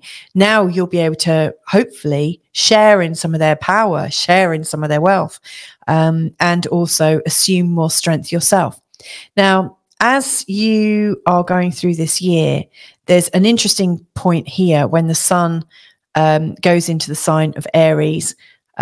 So around the spring equinox, around the 20th of March, and taking us through to the end of May and the beginning of June. There's a lot of stuff going on here in this part of your chart. So we've got 2 eclipses. We've also got the North Node and Chiron in a conjunction here. But at the time when the sun is in a square to Pluto, it's also a time when Jupiter and Uranus are making a once in a blue moon connection in the sign of Taurus in your 11th house, which is about your friends, your networks, also about programs that you might be part of, you know, like benevolent things, philanthropic things. It's also, I think, very much about the law of attraction. Where's your attraction point right now? What are you drawing to you magnetically through the strength of your wonderful personality? So there's a lot of change going on here. The 10th house in particular is going through masses of change. So the 10th house is how you perceive your success, how you perceive your recognition, your legacy, your rewards. How are you standing in the world right now, Cancer Ascendant? And what does that mean to you? So as you're, you know, from now until really the official start of spring, I think you are on this very sort of personal journey whereby you're almost going into yourself a little bit to come out the other side. And you're doing a lot of deep thinking about how you stand in the world, how you make it in the world, how you can stand on your own 2 feet. How can you be independent of other people's care, which I think really is a throw off because of having had Pluto in the 7th. You know, there's this, you know, having so many powerful people around you has really given you the need to demonstrate the level of power that you have, demonstrate your independence, demonstrate just how you can do it for yourself. And of course, the eclipses that are very much emphasizing the 4th and the 10th house in your chart, which is about how you are in private at home and how you are in big wide world. You know, it's very much about your survival and standing on your own 2 feet. Now, in this journey, as you're learning how you can stand more independently, where it's bringing you back round to is how can you stand independently and also welcome and receive the gifts from other people in your life. So potentially there's the chance to create for yourself and also to be able to be ready to receive from other people and marry the two together. So that's the first real challenge, I think, is your need for independence, which for a Cancerian ascendant is important because you feel everything, you know, and who knows where your moon is. But, you know, if you've got a sensitive water moon as well, that will really influence you and make you feel everything. But yeah, this is a very, very strong time. Towards the end of May, as Jupiter's going into your 12th house, that's going to give you a lot of insight and intuition about how you might want to move forwards, how you might want this year to transform. You've got this chance to really put the record straight inside your head. So any internal psychology that's not working for you, there's the chance for you to forgive yourself and to implant much better ways of thinking. You know, Jupiter is about expansion and hope and optimism. It's about luck and chance. It's about well-being. And the 12th house is a place where often well-being is ignored. So you do have this great opportunity to rewire. And yeah, if I was in your shoes right now, I might actually consider rewiring my brain. I might, you know, use subliminals, hypnosis, go and get some coaching, in particular around the time from the 22nd of May, for the next year ahead would be a fantastic time for you to dive in a bit deeper and go deeper and deeper and not be afraid of what you find. Jupiter is there to show you. It's like there to hold your hand. And yes, you will see yourself reflected back in much bigger ways than normal because Jupiter amplifies things. But you've got the chance to see yourself so brilliantly that you can't forget what you've seen, you know, so that you finally get the learning that you need. And of course, you know, as the sun is going round and bringing us back to this point, in 2025, Jupiter will actually go into your 1st house. And that really feels like a coming round, coming back into yourself. But anyway, as the year progresses, around the 23rd of July, you know, so we've already gone through your birthday month. We're in the land of Leo energy. There is the opposition between the sun and Pluto. And it's really bringing up this insistence on you earning your own money and having your own independence. It's really bringing up this very strong need to do it yourself and not to have other people imposing their values, their visions onto your creation. So I do see this as being quite a tense time for you, but it's not one that needs to be shied away from. You know, it's quite normal that when we start standing up for ourselves, that things get a little bit rocky in our relationships. You know, we start to stand for ourselves, and then people who are related to us don't understand why we're starting to sound a bit more shrill, a little bit more edgy. It's just, you know, a process that everyone will settle into and understand. But what you might choose to do around that time is be mindful of receiving help from other people. Now, it might feel like people are trying to impose upon you. And so it would be good to say, look, I'm really happy to receive your help. And I would really like to receive your help in this way. And so you could have a negotiation about how people help you or what kind of help you're happy to receive. But I think it's a very important time for you to choose to receive. Because that will really help you to integrate the energies of this particular transformation. Then as the sun progresses around the end of September, it feels like you're learning and playing your new skills. You're sort of enjoying having more independence. You're being seen in the local community a lot more. You're, it almost feels like you're freer than you've been in a long time. And then the square that comes up towards the end of this hero's journey, it's taking place in the 4th house, showing that, you know, as you're integrating the new sense of who you are, it may well be creating a bit of insecurity or conflict at home.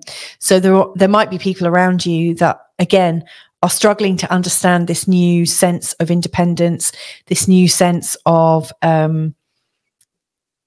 wanting to explore your edges fully, you know, rather than just being sat in the middle and kind of accepting everything from everyone. And you know, I guess what I'm saying is, like the sun here is really wanting you to be home, and yet Pluto here in the 8th is almost trying to make it uncomfortable being at home. It's almost like when you're at home, there's this very deep inquiry as to who you are and what you're doing, and so it doesn't feel quite so peaceful. So that's something to look out for, is how can you find peace being in your own home? How can you find peace even when it feels like people are scrutinizing you or judging you? How can you be free of their judgments? How can you free yourself from not caring what people think? It's a big one for you. And then for the rest of the year, leading up to this next Pluto Cazimi, you're really playing with your power. You're understanding how much power you've got from the new sense of independence that is being birthed through you. So I do see there's going to be a lot of internal shifts. You're likely to feel a lot more creative, and that's likely to create a change in the way you're working. So as you're coming back round to transform again from January, you're bringing all these gifts and knowledge with you. So there you go, Cancer. I hope that's helpful to you in your year ahead, and look forward to hearing from you soon. Lots of love.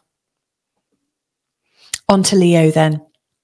So Leo, for the ins and outs, like the big sort of headlines about the Pluto Cazimi, I explained it in quite a lot of depth in part 1 of this video, more from a general perspective, but the significance of, you know, Pluto Cazimi happening at 29:59 in the sign of Capricorn, and a little bit around the astrology and what this journey is representing. It's a cycle. It's the cycle of Pluto and the sun together. And so I've illustrated it here in this chart. So this red dot here represents when the sun comes together tomorrow on the 20th of January, starting this new cycle of transformation, a new awareness of who you are, a new awareness of what you might need to grow and develop to become more powerful in yourself. And then Pluto is literally in this next year moving from here to here, from one Cazimi to the next. He moves literally 2 degrees. But during this time, the sun is going all the way around this circle, all the way around your chart, and back to the starting point and just beyond it. And in that, the sun is going to make a square to Pluto, a trine to Pluto, an opposition to Pluto, another trine, a closing trine, and a closing square before coming back round into a conjunction. And so I'm exploring this cycle of transformation for you in terms of how you might be choosing to transform. Now, in the last 15 years or so, these conjunctions have taken place in your 6th house, which is very much about your work and how you organize your life. So you've been like really transforming how you do life, how you do your work, how you do your home, how you do your body, and refining and learning from when things haven't worked. And so, you know, dependent on your chart and how many difficult things you've got going on in your 6th house, Pluto going through this could very well have created health issues for you, or stability issues. I've got Chiron in my 6th house, and I find anytime anything goes over it, boy, does it not my health. But hey, you know, we've all got different planetary coding. But this is really about you getting more normal, which is a funny one because obviously the sign of Leo is anything but normal. You know, like you don't want to be seen as normal necessarily. Like the whole energy of Leo is to be the sun and to radiate out and to be seen and to be appreciated.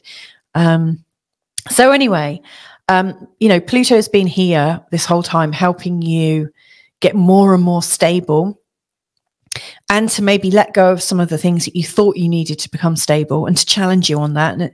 And you've had lots of these new starts. This is the last one, giving you this like last step at getting really, really settled, but getting really settled in your work, your health, your home, your, you know, all of the sort of nitty gritty areas of your life, the management of your life, that you get it right, but you get it right for the right reasons, not because, you know, you're wanting to hold on and control everything like a maniac, but because you want a great life. And sometimes great lives happen because you have a great routine and one that's developed in alignment with you. Now, this journey will eventually take you into the realm of relationships. Now, Pluto going into Aquarius isn't, you know, like Pluto's going to be in your 7th house, and Pluto's not particularly comfortable, you know, in this area of your chart, to be honest. You know, it's your opposite sign, so it's gonna bring up some interesting like changes for you in terms of how you do your relationships and how you're relating to people. More than anything, I think what's likely to show up is this sense of how relationships and your responsibility to relationships can transform into something extraordinary. You know, a lot of people are trying to control their relationships and have them just so that everything just works out completely well. But of course, if you're trying to do that, there's an imperative to be able to control the people in your relationships. And so this Pluto here, which Pluto is a massive controller, you may well find that as Pluto comes into Aquarius, that your partners become more demanding and more controlling. And if that is so, it's because at some level you're wanting more freedom. And so you're projecting onto them the fact that they're being controlling. It's a kind of interesting little dynamic, because also Aquarius is about freedom and independence and non-attachment. So I think one of the journeys that you're going to be exploring over this next 20-year period with Pluto and Aquarius is how can you be harmonious in your relationships whilst also being non-attached? How can you have greater freedom with the most special and inspiring people in your life? How can you together transform the energy of your relationship? How can that work in a powerful way? So yeah, this is big stuff. And so this last go at the Cazimi in Capricorn is literally giving you the clearing to be able to have a great relationship. So for instance, if you were to get all of the nitty gritty out of the way and really come to terms and face yourself in terms of how you do your life and what that might cost you, if you are able to like clear all that stuff away, you could really move into transforming relationships. Because, you know, if you're expecting your partners to transform, you have to show them that you're willing to transform too. So yeah, this is a big one. Anyway, the first quarter of this journey, and we could actually just say the first quarter of the year, you know, between like from winter to the beginning of spring, is the one where a lot of the dynamics are taking place, a lot of the psychological stuff. So at the end, sort of mid-February time, we've got the North Node and Chiron conjunction in your 9th house, really bringing to mind what truth is, and the pain of having awareness, and how that might be working for you. And the pain of the shocking awareness that is coming out, that more and more people are becoming aware of, is huge. And this is a huge thing. And the ninth house is about sharing the message. So as the message comes out to your ears, it's going to sound absolutely dreadful. And I wonder what that's bringing up for you. Around this time as well, like, you know, from the beginning of March, right the way through to the end of May, we've also got like 2 eclipses that have some connection to Chiron and the North Node, and also that are leading into the square here between the Sun and Pluto, which is also taking place at the same time as Jupiter and Uranus coming together in a once in a blue moon conjunction in your 10th house, which is very much about opportunities, career opportunities, a really big expansion, sudden expansion in terms of your career. And so this is really big. And you might find that at the time of this square between the Sun and Pluto, you're getting really big and your partners are feeling very small, because it's like your career suddenly goes, or your publicity, your public self, the knowing of you in the public domain goes, and then your partners are like, where are you? You're meant to be here. You were meant to be reliable. And that's where, you know, it seems like your partner's being controlling, but actually they're just a bit surprised. It feels like this big change, this tension.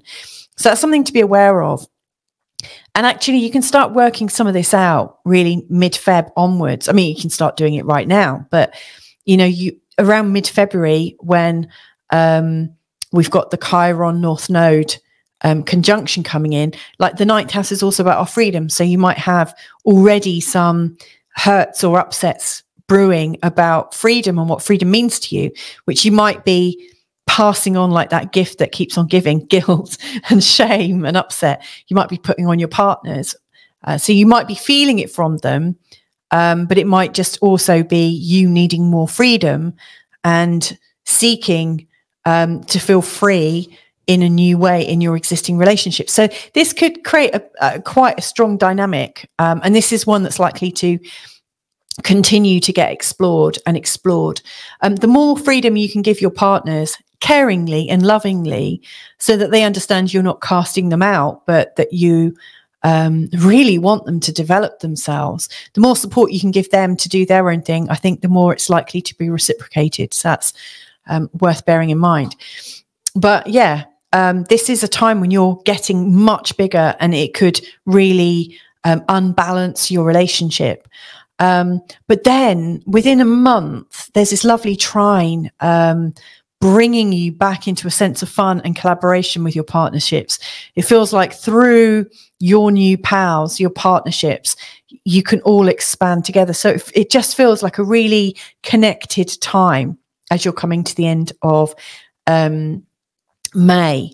Now, the interesting time is the opposition. This is the one that's going to really play out, because around the 23rd of July, the sun is crossing over your ascendant. It's in the first house. And essentially, it feels like there's your need to shine brightly. The sun is in your first house. It's like, I need air. I need to burn and shine and radiate. I need space to do this. And it just feels like Pluto is right there on your descendant, cramping your style and reminding you that you're meant to be at this place at this time. And it just feels so small. And so getting that dynamic together is a bit of a challenge, to say the very least. You might want to think how much you would be able to shine were it not for the supporting roles that your partners have played all this time. So you might want to, bring them into your shining. You might want to shine with them. I don't know how you're going to integrate it, but it's important that you're able to recognize how your partners have supported you to become the person you are right now, so that when you're absolutely delighted about who you are, you can see them in you, in a way that it brings you just closer rather than further away. It's really important that you don't alienate them, unless you are actually at a cutting point in your relationships. You know, if that is the case, then this is a very, very tricky time to navigate. But and definitely Pluto going over this point here can be a very transformational point in terms of relationships. But that's not necessarily how it's going to go. You know, don't think, that going over there equals a split. That's not necessarily true. But it does definitely stress things. So as the year, if you're still with your partners as you've gone through this sort of oppositional time and you found a beautiful way to reintegrate, what I really do see is that as you're coming back in your hero's journey, is that it feels like there's more wealth, there's a greater opportunity for you to feel successful. And isn't that just because you are absolutely full in yourself? You feel so good that you're valuing yourself and putting a good price on yourself in a really, really compelling way. So it just feels like things are moving beautifully. The last square as you're returning home on your hero's journey is just hitting at the end of the third house, and it's, you know, very, very close to the fourth. But you know, the big stress, if there is a big stress for you, is in terms of how you communicate where you are right now. How do you share what you know? How do you share what you've learned in a way that doesn't isolate the people around you? How are you able to grow together rather than grow apart? So again, I do see that this square here is echoing some of, like, in fact, each of these points, and of course they would be because they're right on the angles, each of these points is marking a turning point in your relationship. So I really do think this is a relationship transformational journey. And yeah, it will take you right the way through to January. So anyway, Leo Ascendant, very, very dynamic time. And I hope this was a helpful understanding of how these energies could be playing out. Lots of love to you. Okay, so on to Virgo then. So Virgo, if you want an in-depth understanding of what I think the Pluto Cazimi is about, and also a little bit about Pluto's transition to the sign of Aquarius, then please do have a good look at part 1. Or if, as you go through this forecast, you're like, damn, I want to know more, and you haven't already seen part 1, then check that out, because I think that would be really helpful. But essentially what I'm talking through in this forecast is how you might choose to use the transformational invitation that the Pluto Cazimi is giving you. You know, that Pluto and the Sun have come together in this exact conjunction on the 20th of January. And they've come together to invite you to transform over this next year. Now, in previous years, you've had this conjunction at different points through the sign of Capricorn here. And right now, this is the very last one in the sign of Capricorn at 29:59, no less. And I talk about the significance of that in part 1 as well. Now, Pluto stays here because Pluto moves very slowly. In fact, in this next year, Pluto is going to move from 29 degrees Capricorn to 1 degree 42 in the sign of Aquarius. So he doesn't move far, but he does move. But during this time, the Sun carries on moving, makes a square to Pluto, moves into a trine with Pluto, moves into opposition with Pluto, into another trine with Pluto, another square to Pluto. And then the Sun comes back round and then makes another conjunction. So essentially what I'm talking about here is the Pluto-Sun synodic cycle, you know, the cycle that continuously goes on between the Sun and Pluto, and what this means to you. So as you're coming into this last Cazimi in the sign of Capricorn, it's in your 5th house of your experience, which is very much about your creativity, your children, everything you love doing, your hobbies. I would say Pluto going through this 5th house has probably really transformed the way you do passion, you know, because your intimacy also comes in this place as well. You know, there are worse houses to have Pluto going through.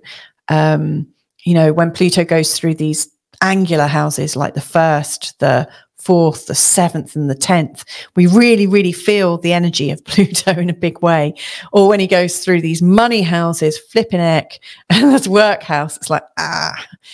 But, you know, going through the 5th, I mean, It's about everything that you're creating. And so, you know, I would imagine that over this last 15-year period, as Pluto has gone through there, you've had a really sort of deep exploration of how you create, how you can't control what you create, and that could be your children, and how when you do try and control things, it gets infinitely worse. It's like almost you've had to learn to completely relax and let go and not plan anything to do with your creations, to have the sense of freedom that you'd like in life. So you may well find that when you've surrendered to just being yourself and letting creations erupt in the moment, you know, it's all gone very well. But when you try to plan it all in, yeah, Pluto's like, nah, So anyway, this is the last one. Where is this moving you to? Well, do you know what? I think the sum of what you've been learning over the last 15 years is bringing you around to more power in terms of how you work going forwards. Like Pluto's new position is going to be going through your 6th house, which is about your work, your the way you manage your life and the way you manage your health. And so to the degree that you've allowed yourself to be a free creator, a spontaneous creator, and to give yourself the sense of possibility and awareness that you really are a powerful creator. I mean, you could actually, you know, put yourself in that category of feeling like a divine creator, you know, like you are absolutely freeness personified. If you've been able to get into that state, then as Pluto is going into the 6th house, what's really going on is it's giving you greater structure to embed this learning, to give you greater functionality with being a creative. But, you know, if you found that, you know, you've struggled with Pluto going through the 5th, you know, like your romances have been difficult, your children have been difficult, the things you've been creating have, you know, kind of fallen apart at the last minute, possibly because you were trying to force it too much. It almost feels like the more you've put in, the less you've got out. You know, you just had to kind of almost let it create itself and just you create the space for it to happen almost. So as Pluto goes into this area as of, well, I mean, it's already sort of transitioning into this area, you're going to be given guidance or encouragement to live a good life for the right reasons. So, you know, it's very easy to say, okay, I need to do this to get fit. I need to do this to manage my money. I need to do this to do, and so on and so forth to manage your life. The 6th house is very much about managing everything in a great flow. And a lot of people are very rational in this place. You know, a lot of people put rationality onto it.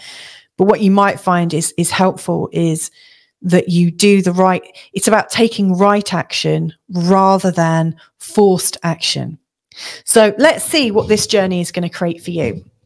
So you've got this invitation to go around this creative transformation process another time.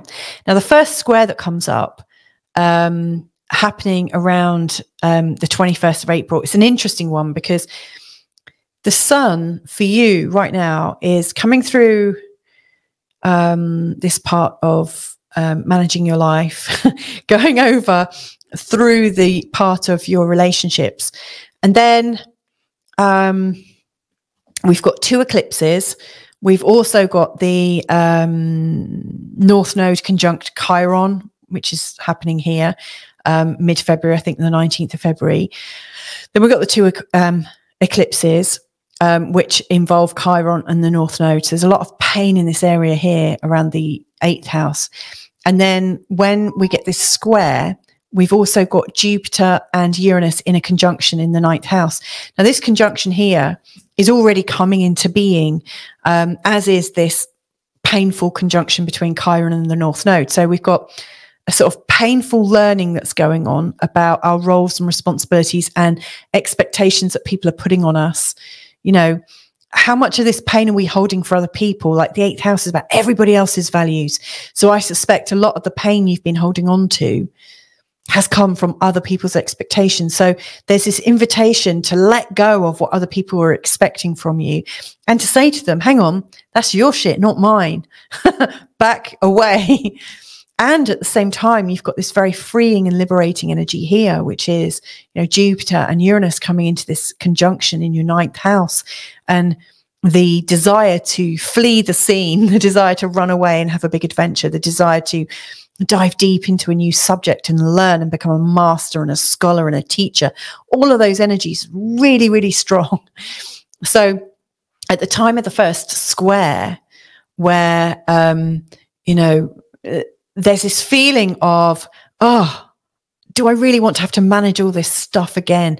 Everything seems so chaotic. I've got to bring it back into order. You know, what's adding into that is there is now this feeling of, I'm going to blow it off. Actually, I just want to feel free. You know, why am I doing all this stuff anyway? That's just from everyone else's expectations. I just want to be free. I just want to blow it off. So the first load of stress coming, or the first challenge on this journey in the year ahead, is around this quarter point, you know, around the 21st of April. It's reminding you that you just want to be free and spontaneous and sovereign. So yeah, in preparation for that, I would, you know, really from mid-February, start analyzing, what are you holding on to for other people? Where are you making other people's pain better? You know, where are you compromising yourself to ease the pain of other people? Because let's face it, the Virgo ascendant energy is absolutely about being of service to others. So it's completely, you know, foreseeable that you might do that. Then the energy transforms really quickly, and around the 25th of the 22nd of March, May, we've got this beautiful trine energy coming in, which is really creating excitement in your career. So to me, it feels like what you're deciding around April about your freedom, how you want to blow things off. You don't want people expecting and imposing on you. You're actually looking for much more space to be able to be yourself. I would say this time is very, very purposeful and powerful. You know, when you're looking at your life from the perspective of space and possibility, all of a sudden your career starts to lift up, rise up. It feels good. It feels like it's working really well. And this is what I was talking about. You know, you've been so worried about your creations that you've almost stifled them. And then all of a sudden, as you're getting freer and freer and freer, you're realizing, damn, when I'm free, flipping heck, things start moving beautifully. Now, how cool is that? And then the challenge point, I think, for you around the 23rd of July, that's occurring because the sun is absolutely highlighting your insecurities. You know, the light of the sun comes into your 12th house, and you're reminded of your failures, your fears, your insecurities, where things have gone wrong. You get some old memories come up and you're like, oh God, why did I do that? And they're in opposition to Pluto, that is really trying to hold you in a place of rationality. So it's like the cosmic fight between a rational, organized life and then this internal, explorative, intuitive mind. But if you can just recognize that you can't actually get organized if you don't allow your intuition to come up and be expressed, like when you're trying to kind of imprison your intuition, the rest of your life falls apart. You can't do it. So it's almost like you have to embrace your intuitive and expressive nature, really let it out, really explore it and enjoy it.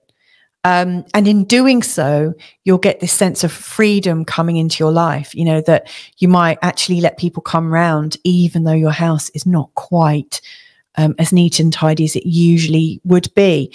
So you're just like loosening some of your values and ideas. And then as you're coming back around full circle on the hero's journey, the trine that's occurring is coming from your first house to the 6th house, first to the 5th. You know, it's on this cusp point here.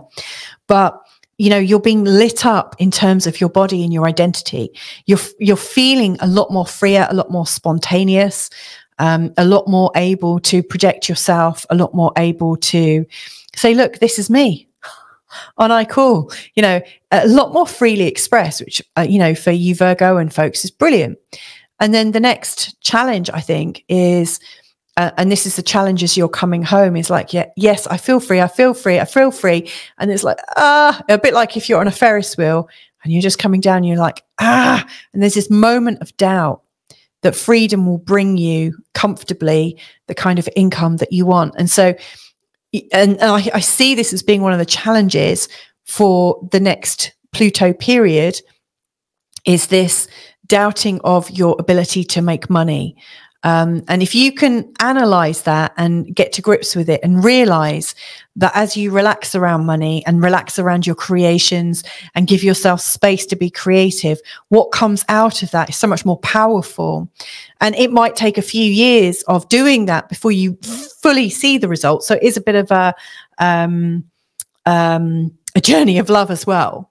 But what you stand to gain by being freer eventually will be worth so much more than the life that you'd have got through tightly managing everything. So, you know, this is an invitation for you to be less Virgoan, ironically, because Pluto, you know, Pluto going into this area of your chart is really going to get you to look at all the controls you've put in place to be able to manage your life. And it's going to help you become a lot more less attached and less focused on outcomes. So anyway, I hope that's really useful for you, Virgo. It might not be what you want to hear, but I hope it's of benefits to you. So looking at Libra, so Libra, welcome to this forecast about the Pluto Cazimi and the ongoing cycle between the Sun and Pluto, and also how Pluto's changing from being here to being here in your 5th house, how that's going to be changing your unique transformational opportunities and perspective. This is quite a ride you've been on, I have to say, because with your Libra ascendant, you've had Pluto essentially going through your 4th house for the last 15 years, which is a hell of a long time. The 4th house is a very private house, and it's the bedrock of your it's the bedrock of your stability. It's the bedrock of your behaviors. You know, a lot of our personalities are born out of our childhood experiences, which happened in the 4th house.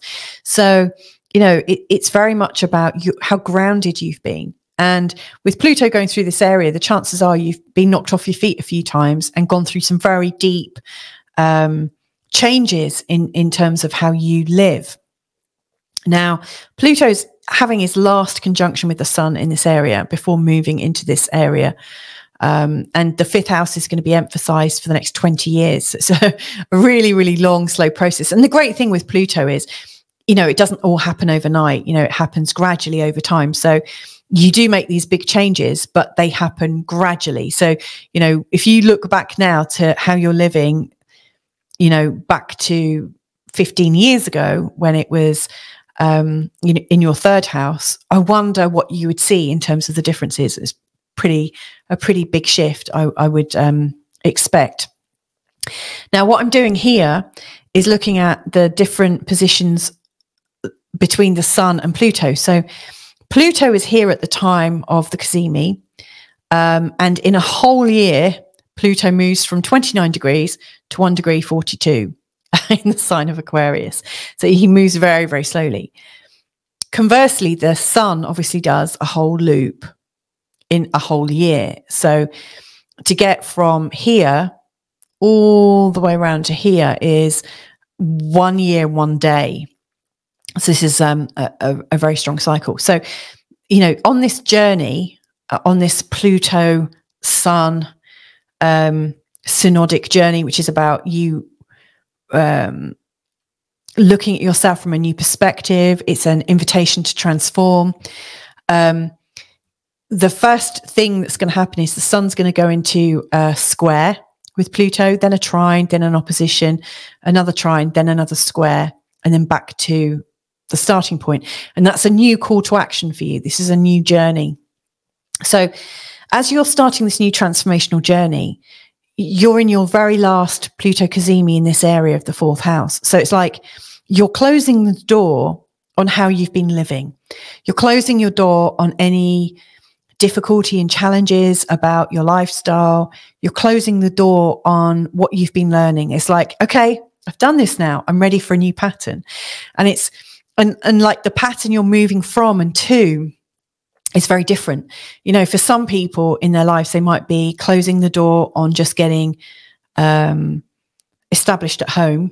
And then as Pluto moves into the 5th, they might be going into a place of becoming parents for the first time. You know, 4th to 5th, it's like, get your house, get your family. And that doesn't always work out that way. A lot of people do it the other way around, and there's all sorts of different permutations there. But essentially, you're going to be in a space of creating opportunities for yourself that are creative, that are birthing. The 5th house is about what you're birthing in life. And of course, you can't birth anything if you don't feel stable in the first place. You know, you have to get certain things under your belt first. You know, obviously, you know, in terms of our bodies, you know, we go through puberty to be able to birth, literally birth. But, you know, we might have to develop skills. We might have to develop experience to be able to birth other things in our life. So the 5th house is also about sexuality because it's a birthing. You know, we are, you know, it's very much about the pelvic region, the sacral, and all of our, all of our creative juices that come from this area. It's also about pets and our hobbies. It's about the businesses we might be running from home. It's about all of our side hustles. And it's also about cooking and pastimes. You know, how do we enjoy our life? You know, because enjoying your life is the best birthing that you can have. So the 5th house, which is full of promise and creativity and fun and lightheartedness and childishness, is where Pluto's coming. So Pluto is one, like Pluto shows us where we're transforming. You know, there's going to be some deep wisdom held there. And he always looks at us and says, it's time to let go of what you're trying to control here.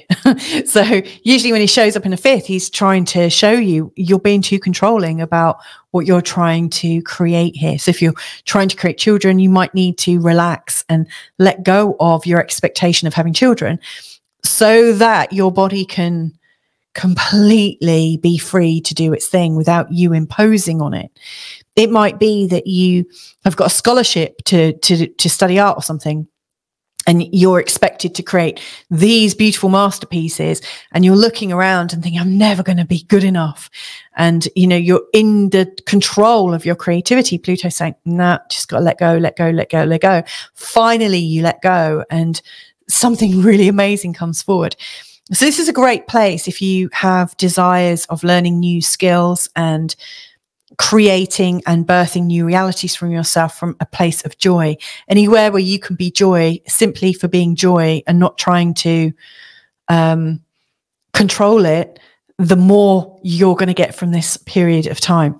But anyway, on this journey through getting established to finding yourself in a place of continuous joy and working on joy, here's how it's looking in this year ahead. So first of all, you've got this like burning feeling, like, you know, around tomorrow when Pluto is in his Cazimi position. There's this very strong desire to move on to the next thing and to kind of close the door and say, okay, yeah, we've had some ups and downs in the old house area here. Now it's time for me to just like let go and kind of jump into the future. You know, if I think of tarot cards, instantly I think of the Fool. You know, it's like closing that door. I'm going to just run and kind of fly and see what happens. You know, it feels quite liberating and quite freeing. There's a sense of possibility. Now the sun keeps moving, and around the 21st of April, we've got the square.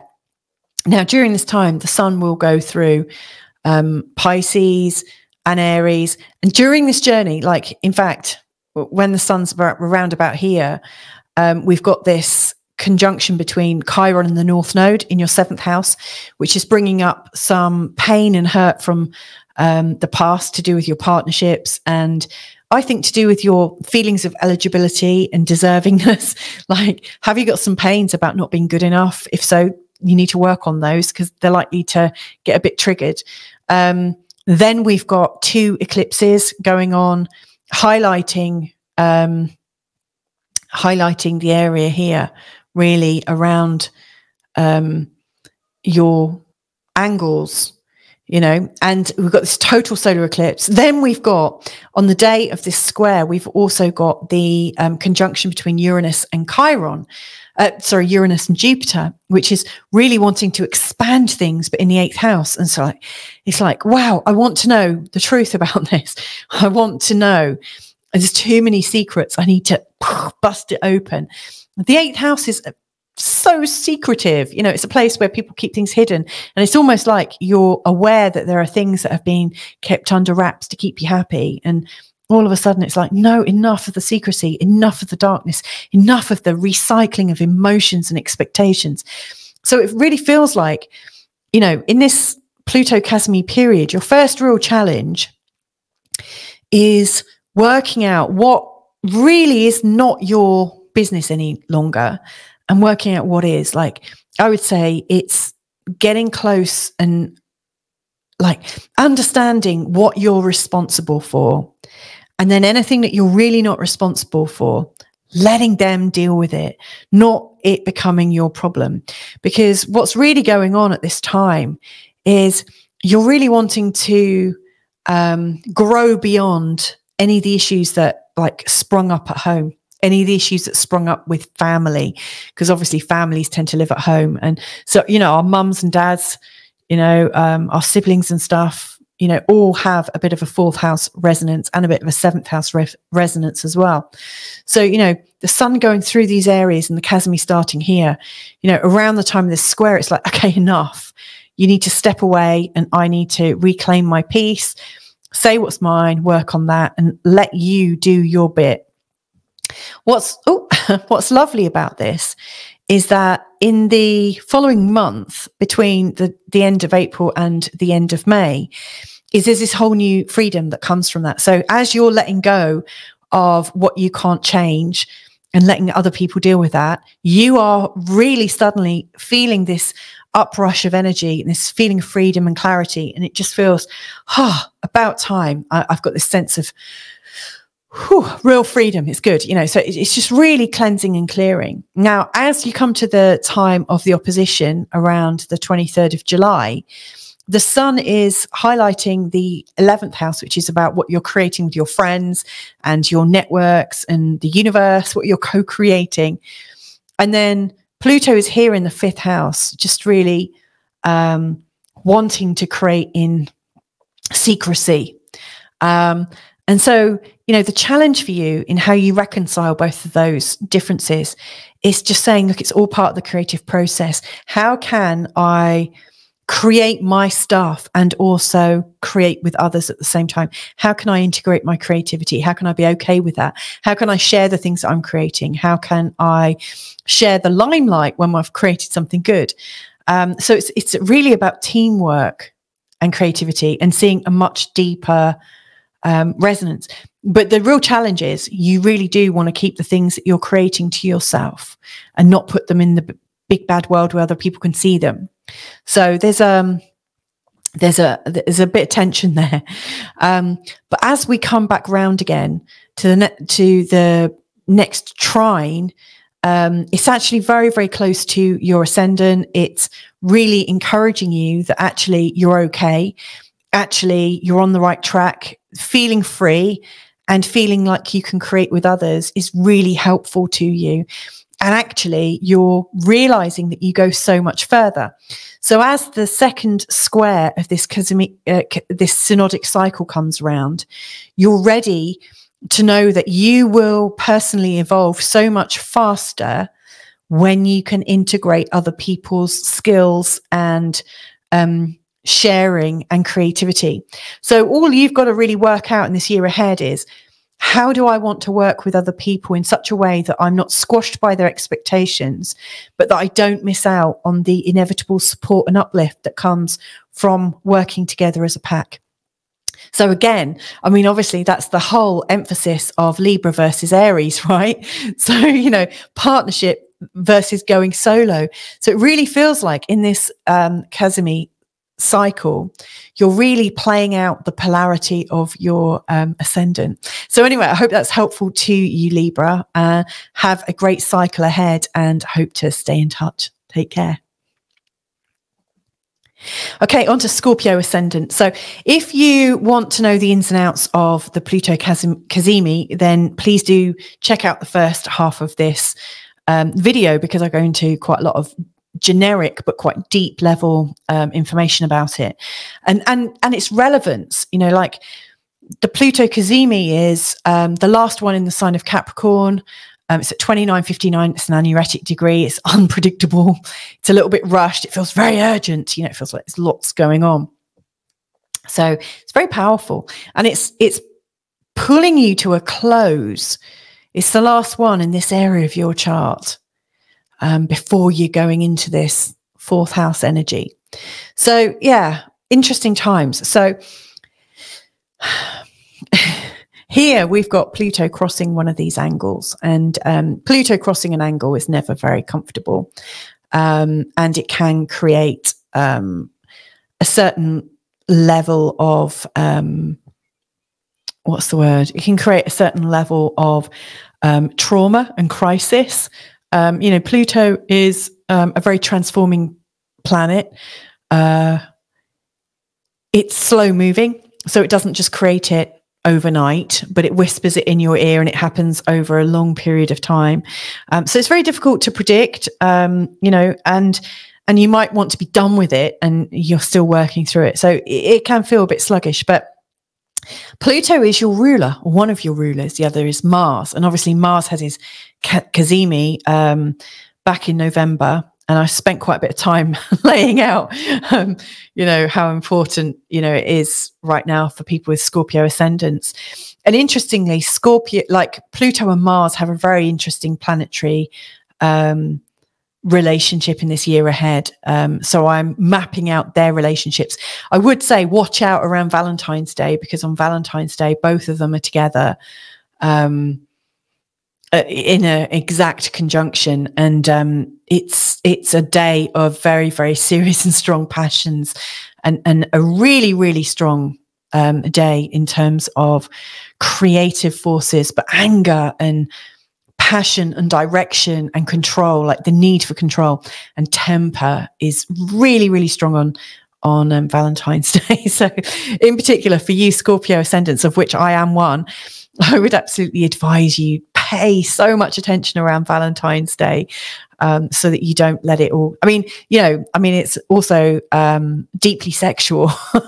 I mean, you know, both, you know, I consider the sexual planets to be Mars, Pluto, Venus, and Neptune. Neptune's a bit of a kinky guy. So, you know, Valentine's Day could be pretty sexual, but it's also one where our passions get really fried. Anyway, that was a bit of a side. Essentially what I'm doing in this video, this part of this forecast, is taking you on the journey of transformation, which I spoke about in part 1. Now, this red dot here shows where Pluto is in the conjunction with the Sun on the 20th of January, which is tomorrow. And then this series of rainbow dots is describing the relationship between Pluto and the Sun over the year ahead. So this dot here represents where Pluto is at the start of his new cycle. And this is how far he goes in a year and a day. He goes from 29 degrees Capricorn to 1 degree 42 in the sign of Aquarius. So almost 2 degrees, but not quite. However, the Sun moves all the way around, and 366 days later, the Sun and Pluto come together again, starting a new journey with Pluto and transformation. So this first dot here is when the Sun is in a square to Pluto. Then we've got the Sun in a trine to Pluto, in an opposition to Pluto, in a trine to Pluto, and then a closing square before the Sun comes back round. And it's very much like a hero's journey that I speak about in part 1. So what is this hero's journey that you are on right now, Scorpio? You know, this is carrying the energy of the third house, which is about communication. It's about influence. It's about being in the marketplace or being in your local community. Now, I wonder what having Pluto going through your third house has done for you.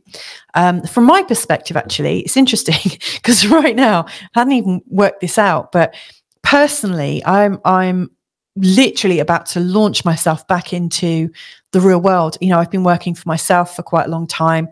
But I used to be very corporate and now I'm a lot more internalized, and it coincided with me meeting my husband and having children. And I've been doing this for like 13 years now. Like sort of, I came out of the workplace to be very much home-based. And it's very interesting because I haven't been part of the overall community, or if I have, I've done it remotely, mainly. This is one of the epochs in my time when I've been really quite, not secretive, but really not in my community, which is kind of interesting because Pluto is a bit antisocial. You know, Pluto is a bit private, a bit secret. So it's interesting, you know, that Pluto is going to come out of this third experience. And the third house is where we're showing ourselves and we're being part of a community and we are participating.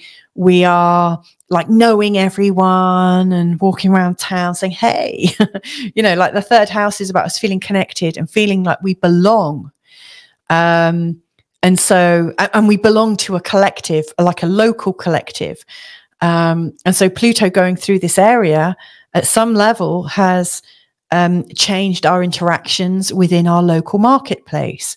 And so you might want to look at how you've been. How have you been doing that? I've definitely come more into my home and less outside. And I guess the internet has also helped that.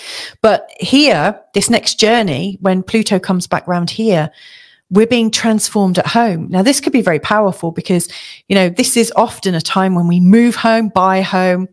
You know, we have a big house shift. It could really change where you live and who lives with you. You know, this is really changing at a deep and personal level. But essentially, this next trip around is moving us in terms of our community and in terms of how we belong to our community.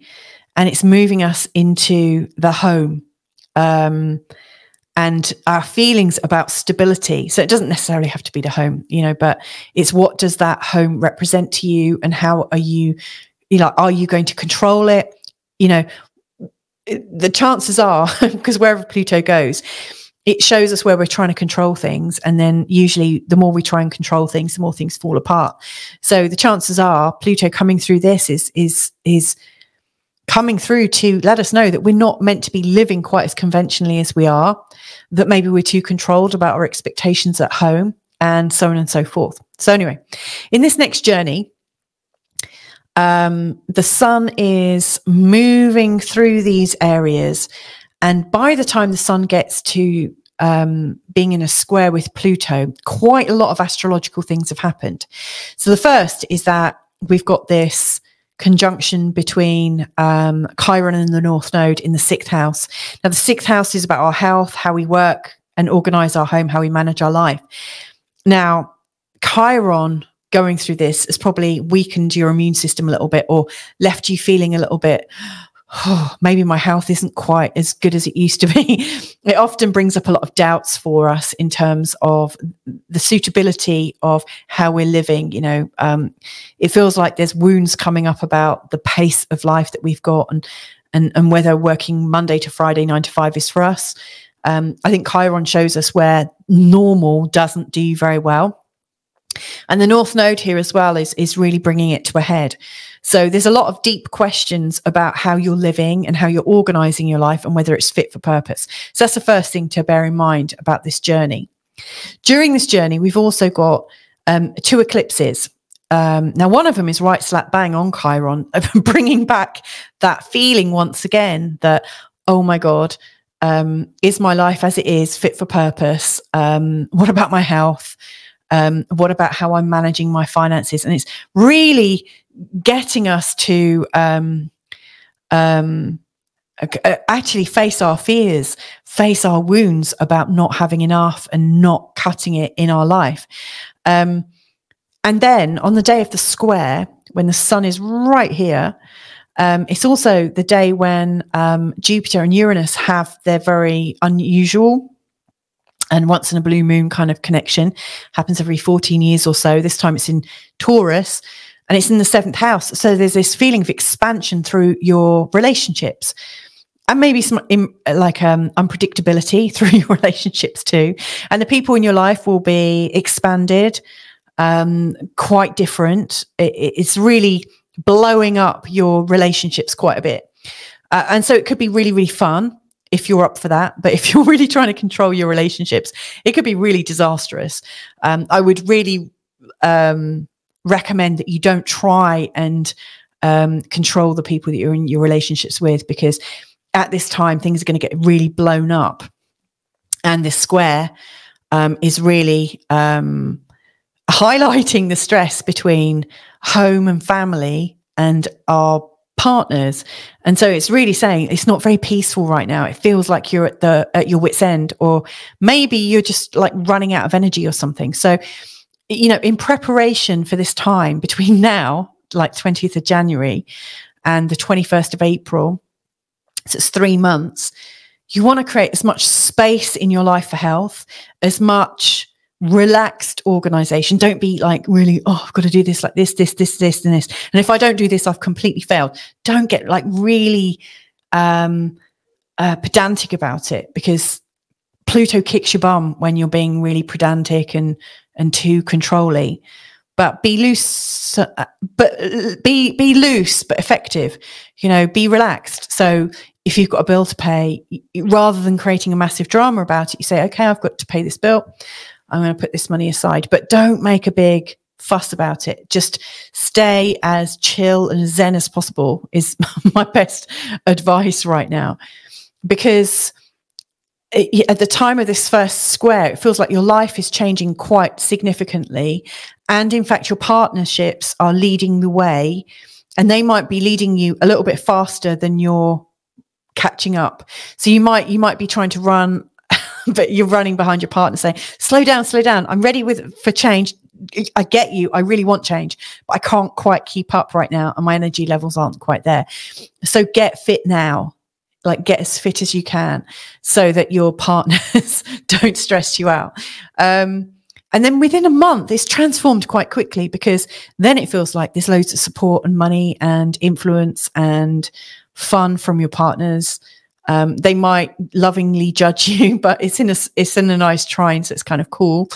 And then, you know, the energy seemed to just pick up then.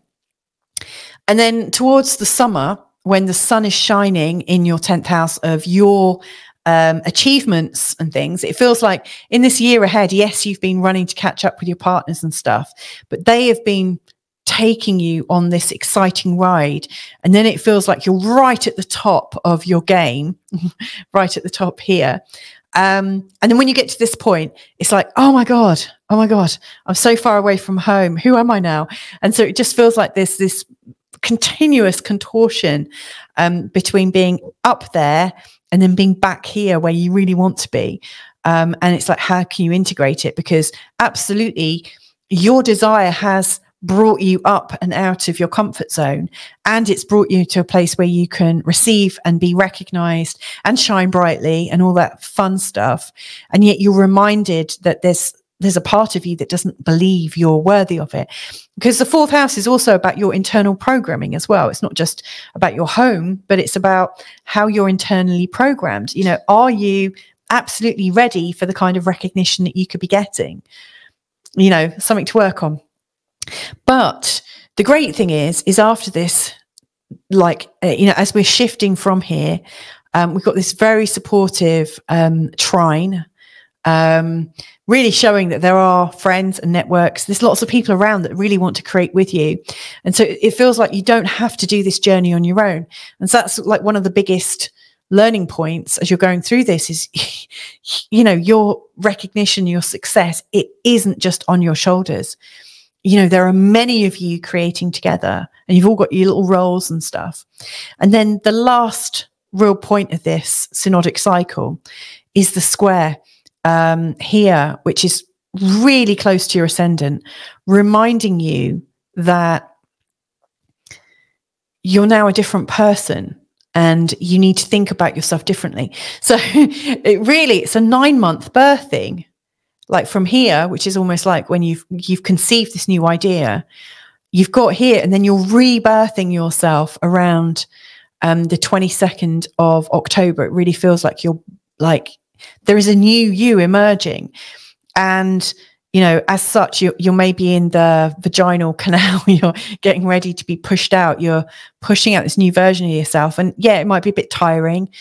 You might not know what you're going to look like when you come out the other side. And sorry, you know, if you're a bit grossed out by that imagery, but it's all I could think of, really. It feels very much like you're in the birthing canal and you're in the dark. You don't quite know what you're going to look like. And again, these are real Pluto themes, aren't they? Death and rebirth. And then you come out into the light of day and it's like, I'm a new person now. And then that welcome home, like you're coming back round. And then the next Pluto Cazimi cycle has a completely new theme. How'd you like that? So there you go, Scorpio ascendant.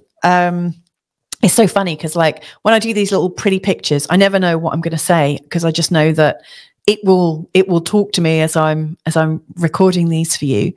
And I realize as I was doing this, I'm telling my own story at the same time. Yeah, it's interesting. I hadn't even considered this. So this is knowledge for me too. I quite like it, actually. It sounds great. So anyway, there you go, Scorpio. Have a fantastic Pluto Cazimi. And yeah, stay in touch. This is a big year for us. Bye. Okay, so let's have a look at the Sagittarius ascendant people and what this Pluto Cazimi is likely to bring up for us. If you've just joined me for this forecast, if you want to know more about the Cazimi and why this one in particular is quite powerful, why it's quite special, why you might want to pay a bit of attention to it, then check out part 1. It's all itemized in chapters. So, you know, you can have some fun there, learning some different things. Yeah, but anyway, this is basically a cycle of transformation. It's a year-long cycle, so it's not rare, you know, like the sun connects with Pluto every single year without fail, every 366 days. You know, the sun comes back round, makes another, you know, conjunction with Pluto. What is significant is the very next day, or the same day, the sun actually changes signs. And then the very next day, Pluto changes signs. So that makes it a bit different. They're both at 29:59, like the very last moment in the sign of Capricorn. And what that means is this is the very last Pluto Cazimi in the sign of Capricorn. So for the last 15 years or so, it's all been going through this part here about your money and your attitudes towards money. And then from this one going forwards, the Cazimi is going to be more in your 3rd house. It's very much about how you show up in your local community. So presumably you've got the lessons of money and finance from the 2nd house learnt and stored and respected. You know, this is a time for you to recognize how far you've come and how much you value yourself and how much you have put a value on what it is that you do. It's a really special time for you to move beyond where you were. This is moving you into a new kind of reality. The 3rd house, which is coming up, is a place where we connect with people. It's a place where we chat, where we learn, where we belong. So in many ways, you've as Pluto's been going through your 2nd house, you've probably had some ups and downs with your finances, and also very much about how you value yourself, your self-worth versus not feeling worthy. I'm sure it's been up and down, up and down. But after all of this journey, you're now moving into a time where you're getting that sense of deep longing. Now, that's great. And I love that as a possibility for you. I mean, you know, what could be better than that? I mean, the sense of belonging and that sense of knowing that you're in the right place is perfect. So anyway, let's get this show on the road. So each of these dots represents a different part of this cycle. And it really is like the hero's journey. And I do talk about that in part 1. So check that out. But anyway, the red dot shows where Pluto and the sun come together, which is happening exactly tomorrow, right at the end of the sign of Capricorn. And in the space of this synodic cycle, this 366-day cycle, Pluto will move exactly from here to here. So go from 29 degrees 59 to 1 degree 42, 366 days later.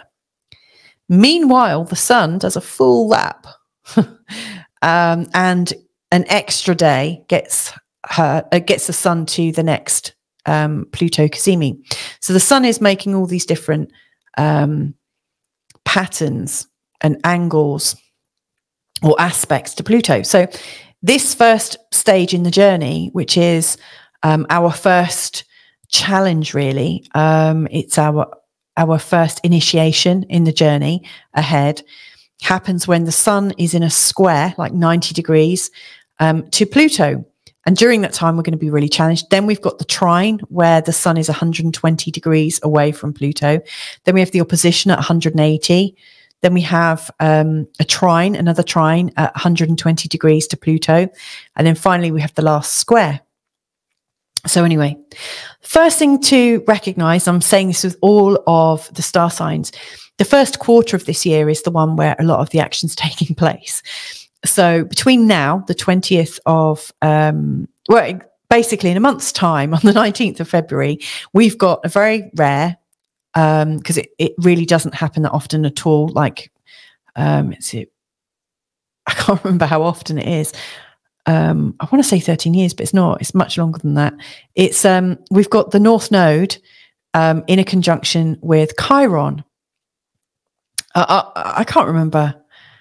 Yeah, I've got so many different dates and stuff in my head, and I'm doing this without notes, so I can't remember. But anyway, on the 19th of February, we've got a conjunction between the North Node and Chiron, and it's going to be in this part of your chart here. And this event is raising awareness of our hurts and pains en masse. And it just so happens that for you, it's showing up in your 5th house to do with your creations, your kids, your romances and your sexual life and your passions. You know, it's not a bad place to have this aspect. I mean, if you had it here in your relationships, it might feel a lot more serious, or here, you know, with life and death situations, or here in your career and stuff. So in the 5th house, you know, you might be feeling pained about your creations. You might not feel that much joy. The 5th house is very much, I always say it's the place of creation, but it's also the place of joy. It's the place of heart-centeredness. And so you may just not feel very heart-centered. You might feel kind of joyless around that time, which is not a nice thing for a Sagittarius ascendant to feel. But yeah, it's a time where you might just think, oh God, where is the joy in life? But, you know, this is coming up to get you to realize what has taken you off your joy path. So that's the first challenge. And thereafter, we've got 2 eclipses before the sun goes into the square. And one of the eclipses is right on this joy aspect again. You know, so the pain of not having enough joy could really like come up around that time.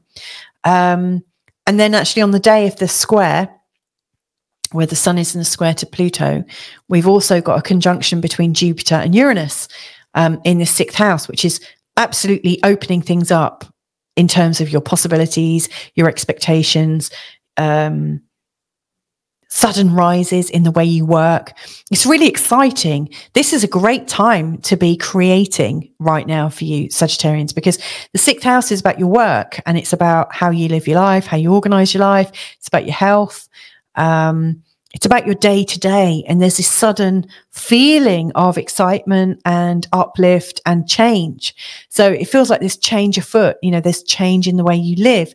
There's change in your home and your work. There's a sense of new freshness and invention. You know, it's like time for a new feeling of excitement to come up.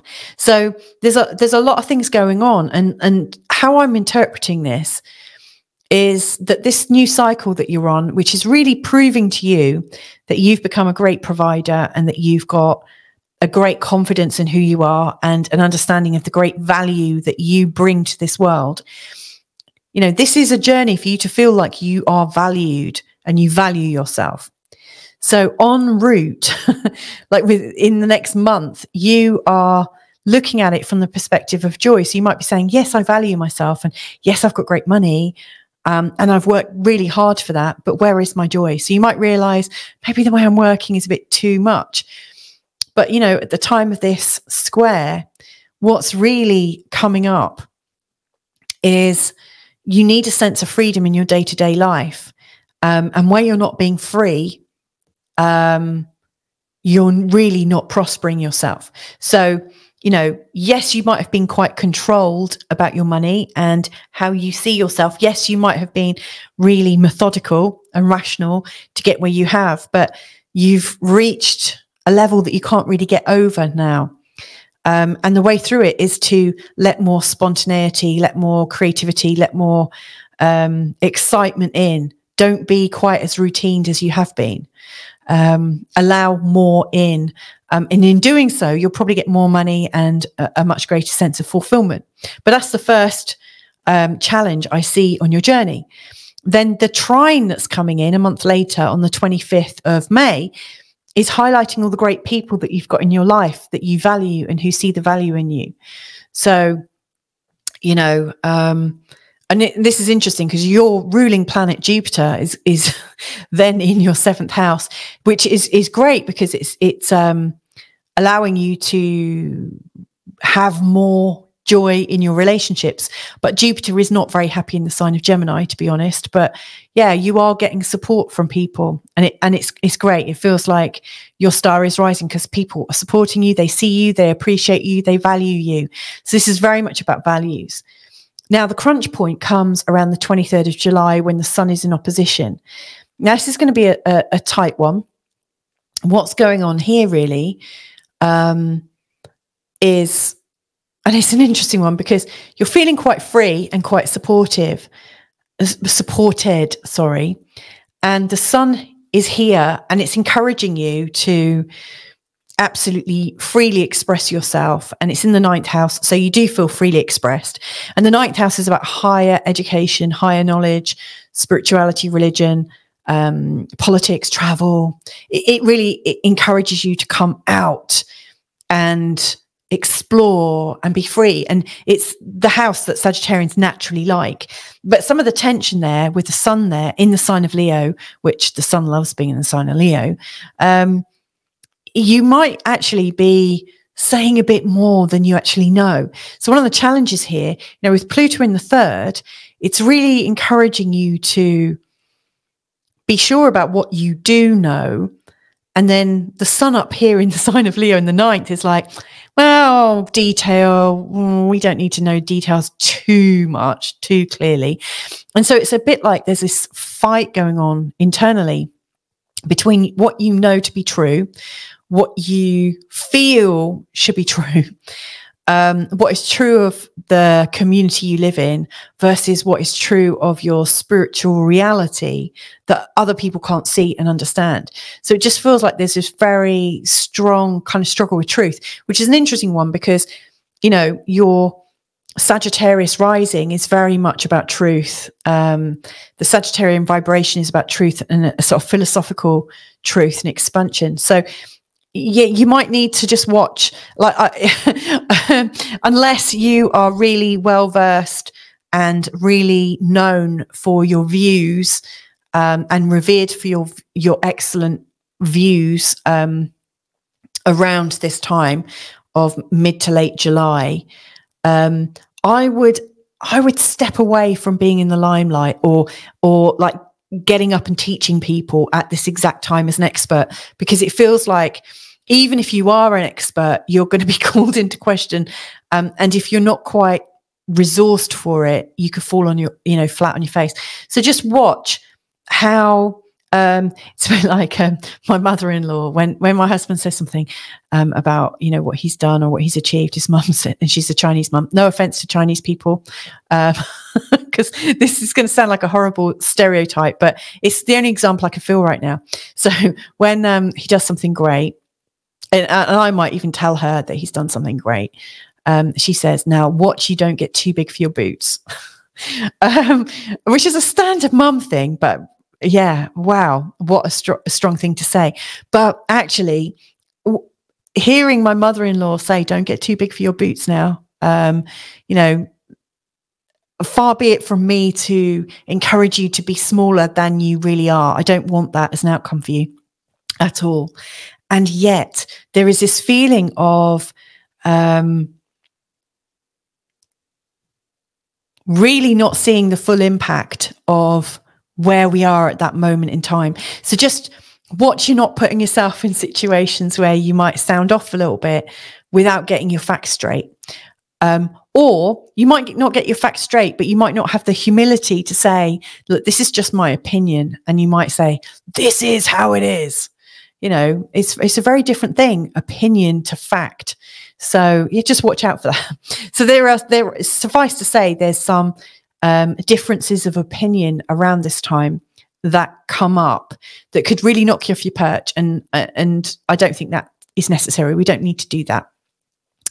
Anyway, you move on quite swiftly from that. So that's the great thing about the Sagittarian energy is its desire to change and evolve and to keep going and to not give up and to stay optimistic, which is great because, around the 22nd of September, there's a beautiful trine highlighting your career and your value and also the reach that you have in your community. So you could really have a lot of influence around this time. And so, this is the time when I would go and teach people, not during this July thing. I would wait until September when your influence is really strong and everyone's just like, bravo. And then a month later on the 22nd of October, when the last square comes in, it's so much easier to deal with because this square is, if anything, it's just that you're in demand. People want to create with you. You're getting opportunities to create, and bring them back into your community and be revered within your community and understood and loved and sought out. So I actually see that between here, the 22nd of October, and the next Cazimi, your influence is spreading and building very, very quickly. So if that fits the story that you have about wanting to have a greater level of influence, wanting to be seen, wanting that sense of belonging, this is your year of transformation. So anyway, I hope that's helpful to you. Good luck with that, and keep me posted. And on to Capricorn. So Capricorns then. So you've had Pluto going through your sign for so long, and this is the very last conjunction it's having with the sun in your sign ever again in your lifetime, unless you live for a really, really long time. So yeah, this is quite a big moment for you. And this new cycle of transformation between Pluto Cazimi, so it's like the Pluto conjunction with the sun. It's a new cycle from this one at 29:59 in the sign of Capricorn on the 20th of January, taking you through 366 days later to when it occurs on the 21st of January. This time it'll be in the sign of Aquarius. What I've got here with these dots is a sort of visual representation of the positions between the sun and Pluto. It's describing your journey of transformation this year ahead. And so this red dot here shows where the sun and Pluto come together. And actually in the 366 days of the cycle, Pluto moves from here just to here, literally from 29 degrees to 142 in the next sign. Whereas the sun goes all the way around and back. to create a new Cazimi a year later. So this first part of the journey is the square with Pluto. Then we've got the Sun trine Pluto, the Sun in opposition to Pluto, the Sun trine Pluto, and the Sun square Pluto on its journey all the way around. So let's have a look at this journey of transformation then. So this is the very last time that this is happening in the sign of Capricorn. And it is, as such, a journey into your identity. And it's almost like you're closing the door on saying, okay, this is who I really am. You know, this year ahead, I think, is you really knowing who you are without a shadow of a doubt. It feels like, yes, you know who you are, you love who you are, you come to terms with yourself. This is a journey where people really feel who you are. They understand who you are from the way you dress, the way you talk, the way you boundary your time and free your time up. You make sense, I guess, is what I'm saying. You're really making sense now. You know, Pluto has worked his magic through your sign, through your first house. And as such, you should have a much better idea of your body now and how to use your body, how to heal yourself to a much greater extent. And no doubt you've been challenged in this last while. I remember when Pluto was going through my first house, I got very, very sick, very, very poorly, in quite a shocking way. So, you know, it does give you the chance to come to terms with your body and understand the intricacies of living in human form. I mean, obviously that's what we know, but, you know, we're spiritual beings in physical bodies. So this is a journey of beingness then. So the first quarter of this journey, from the 20th of January to the 21st of April, there's a lot of astrological things taking place. So I just want to pay them a little bit of attention. So a month from today, we've got the energy of the North Node and Chiron together here in your fourth house. This is quite a painful conjunction. It's not just for you, it's for everyone. Everyone's going through this. You know, this is just happening. So Chiron's about wounding, core wounds, and then the North Node is about fate and life. So it feels like we are really coming up close and personal to what our wounding is, where it's showing up, how it's showing up, what it means to us, how we heal ourselves. Self-healing is a really big thing. It's interesting to me that at this time, you know, there's so much news right now about excess deaths and things like that. You know, mortality is something that humans are really considering en masse. It's not a surprise that we're talking about this en masse right before Chiron and the North Node get together. So we've got that coming up. It's in your fourth house. So there is something about pain at home, and something about pain of the family, old stuff to shift and let go of. That's coming up. And then we've got two eclipses that are really highlighting this area here, really getting you to get even deeper on this pain so you can let it go. The whole purpose of observing the cycles, as far as I see, is to free yourself and to give yourself greater opportunities and impacts. So, you know, this is lining you up. The first square from the Sun to Pluto is really on your sort of sexual creative energy and the energy of joy. You're being tasked to feel joy in your life. And this isn't a particularly difficult square necessarily, but, you know, in your body and in your physicality, like, are you able to receive joy? Because if you're not, then this is really highlighted at that time. You know, it might be that, yes, you've made yourself bulletproof. You've got a great personality. You've got a great appearance. Everyone knows who you are. Everyone feels you. And yet at some point, you're not joy in your physical form. You're not joyfully sexual anymore. You're not joyfully bursting forth with creativity. You know, you might have lost your sexual appetite, or your it almost feels like there's not a song in your heart. And I think everyone has a song in their heart somewhere. You know, everyone has a rhythm. So it's like, how do you get your mojo? How do you get your You know, is it as a simpler thing as you put your lucky pants on? Or, you know, is this something that it's almost like something's died in you? Like where is that living heartbeat, you know? And all of this stuff, I think, is born out of this Chiron North Node conjunction. But on this day that the sun is in a square to Pluto, there's also Jupiter and Uranus in a conjunction in this area too. So even though you might not be feeling joy or feeling slightly disconnected from it, there's loads of opportunities to relax, expand, create, go crazy. I mean, Jupiter and Uranus in the 5th house is deeply creative. And it's deeply childish and childlike and experimental, explorative. So if you can't feel it physically in your body, at least go through the motions, do something deeply creative at this time. Remind yourself, book yourself on something that you wouldn't necessarily book yourself on. And you might have booked yourself on it 20 years ago, but probably wouldn't now. You know, wherever you're using age or experience or wealth or children or whatever as an excuse for doing something that could surprise and delight you, do it, is my advice.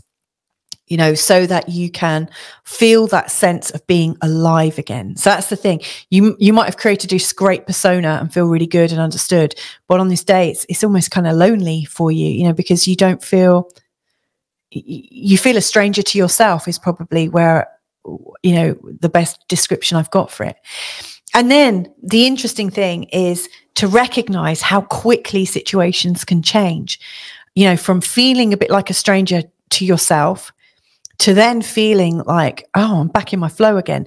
Literally just a month later, you've gone from feeling a bit sticky and tight in yourself to all of a sudden feeling like your hips limbering up and feeling like there's a dance or a song. So it's interesting that I'm using such flowery terms to talk to people with a Capricorn ascendant.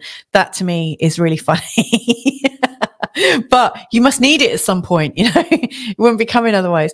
So yeah, there's this feeling of flow, movement, support.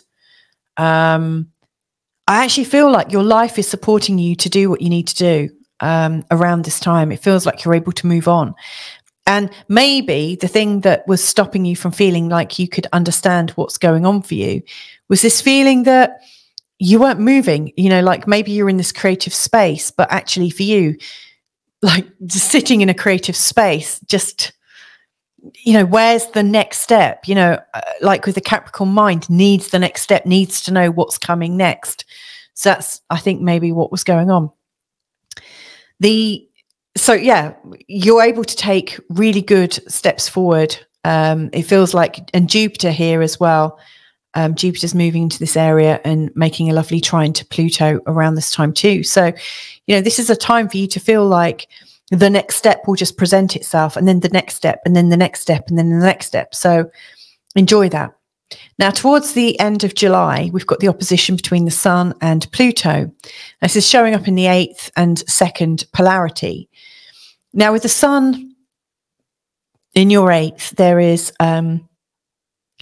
almost like a feeling that you want to shine really, really brightly around all of those that you're related to, all of those people that might have judgments on you, all of those people that you might shy away from. It's also showing that there's more to do with things like family business, family secrets, family shame, all these old things that like are hidden under the floorboards and in the attics. They're coming out into the light of day and you're shining the light onto it. So it feels like a lot of old patterns are coming up to be explored. And in contrast to that, it also feels like there's this feeling of, no, I can't look because it's going to change how I see myself. I can't look because it might impoverish me. You know, I think there are some uncomfortable truths around the end of July. So watch out for that and see if you can integrate things. You know, how can you be both of the things? Like, how can you choose to see yourself gently and also choose to reveal to yourself things in an open and honest way? Like, how can you keep, you know, what's yours and your beautiful sense of self that you've created from being shattered by realizing stuff about your family that could impact how you're seen. Yeah, so it feels like a real sort of like family, personal sort of seesaw, but that has value attached to it, you know, expectations or actually a financial value on it. So that's something to work out for. But, you know, like the sun keeps on moving and we all keep on moving and breathing. And the sun then moves into a lovely trine, reminding you actually that when you're freer, when you're not expecting things, when you take yourself out of the family story, when you take yourself away from the family traditions, and when you feel free to be yourself, maybe when you get some perspective from living far away or from believing something, from learning spiritual truths or learning about a subject at a deeper level, the more you're exploring and the more you're curious about, the freer you are to flow and the more you're recognizing yourself. So isn't it interesting? So at the beginning, it felt like you knew who you are, but you couldn't feel the joy of it. Like other people could see you, but you couldn't see yourself. And then you're moving into this part where you've got this deep introspection and like a look at yourself from this perspective of family and old people and people who judge you. And then you've got this freedom that comes to you where you really see yourself. So it's like when you allow yourself the space to be you, you really feel who you are and get the whole purpose of the transformations you've gone through. And then a month later, around the 22nd of October, you've got this returning square. And the great thing about this is it's in the 10th house, which you love. You know, it's about your career, your achievements, your legacy, what you've been working for. And from that perspective, again, you really see who you are. Now, you might now recognize that you're a different person, but you can still see the journey you've gone on. You can still see the struggle you've gone through. You can still see the challenges that have come up because of your career, and how that has impacted your money.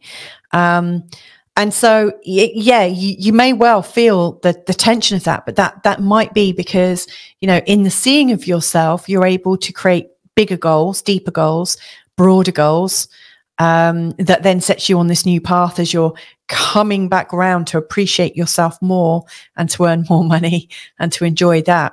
But yeah, the cycle to me is being able to find the joy in who you are. And from that, seeing yourself from a freer perspective. And then all of that is feeding back in to give you more freedom with money and more freedom in valuing yourself. So there you go, Capricorn. I hope that's helpful in your year ahead. This is a very strong time for you. And as Pluto moves out of your sign, you'll certainly feel the benefit of that. So anyway, lots of love to you and speak to you soon. Bye for now. On to Aquarius then. So now this is obviously big time for you because this is the year when Pluto really fully transitions into your sign. And yeah, it's huge. You know, it's essentially going over your ascendant or going into your first house. And this is me using whole sign Western. Now, this is about the journey of Pluto and the Sun. And so tomorrow on the 20th of January, they are exactly at 29:59 in the sign of Capricorn, exactly together, causing a new Pluto cycle, which is all about transformation. And so this forecast is detailing to you how you're transforming over this year ahead, what steps you can take, what things you might need to be aware of, and how you can tie that into your ongoing journey. Now, this is a particularly interesting one because this is like Pluto Cazimis for the last 15 years or so have been in the sign of Capricorn going through the 12th house experience. So the transformations have all been internal. The shifts have all been internal shift, internal shift, internal shift. Your inner psychology being shifted. And you facing your fears. It's been pretty relentless, actually. It's a lot to deal with. And you've also been facing your fears right the way through the flipping pandemic. Oh my goodness. This would have been a very, very deep and troubling time, I would imagine, having Pluto in your 12th house like that. Now, Pluto is about to come into your first house. Now, something I want to share with you. I've done a video called Pluto in Aquarius, Death of the Individual. That sounds a bit serious, but, you know, I'm exploring the you know, the story of Pluto and Aquarius and what that might mean. But I've also done a series called Pluto Through the Houses. And it might be worthwhile listening to episode 1 through the first house or in the first house.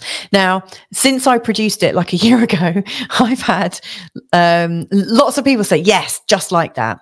And interestingly, I've also had lots of people say, no, it's the complete opposite, which is really interesting because Pluto is like Marmite. For those of you that know what Marmite is, it's a British spread that we put. I think it's called Vegemite in Australia. And the catchphrase for it is you either love it or you hate it. It's like you can't be wishy-washy about it. It's either true or it's not, or it's untrue. Yeah, it's like yes or no, black and white. And what I realized with Pluto in the first house is that I think it's according to your birth chart. Some people have a really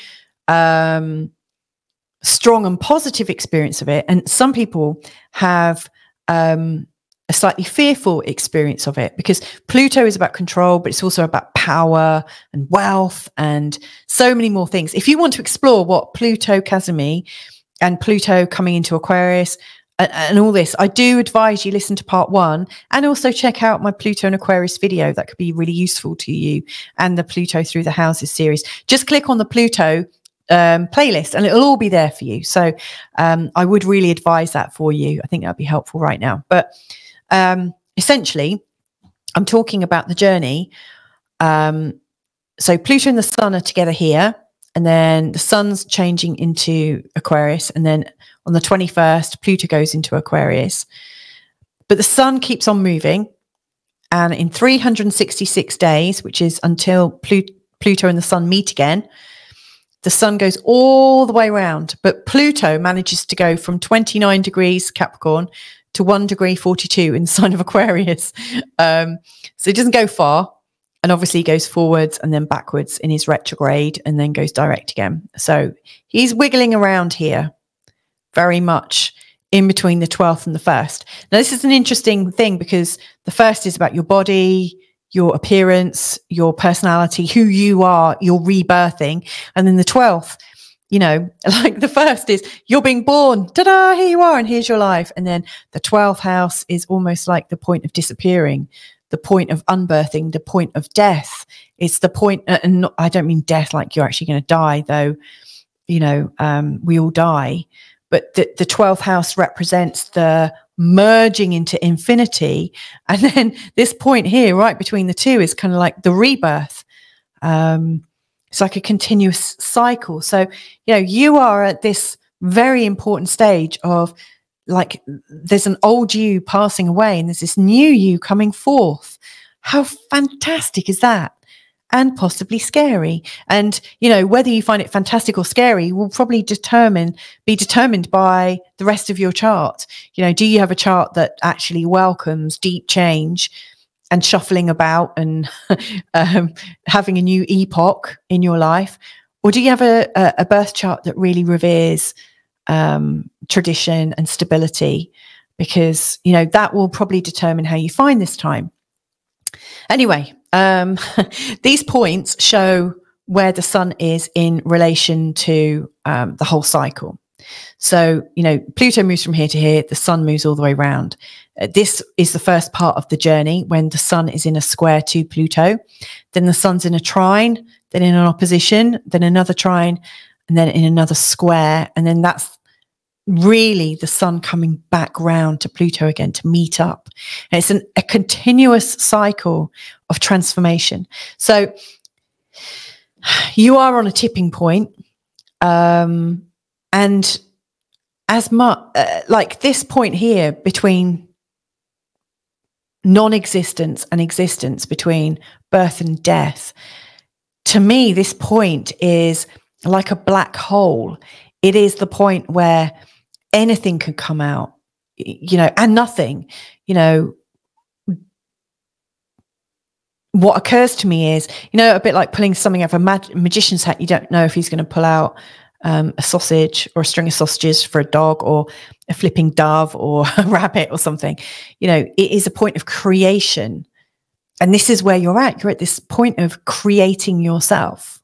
Anyway, so between now and this first point on the journey, there's a lot of astrological stuff taking place. So we've got the Chiron North Node conjunction happening on the 19th of February in your third house here.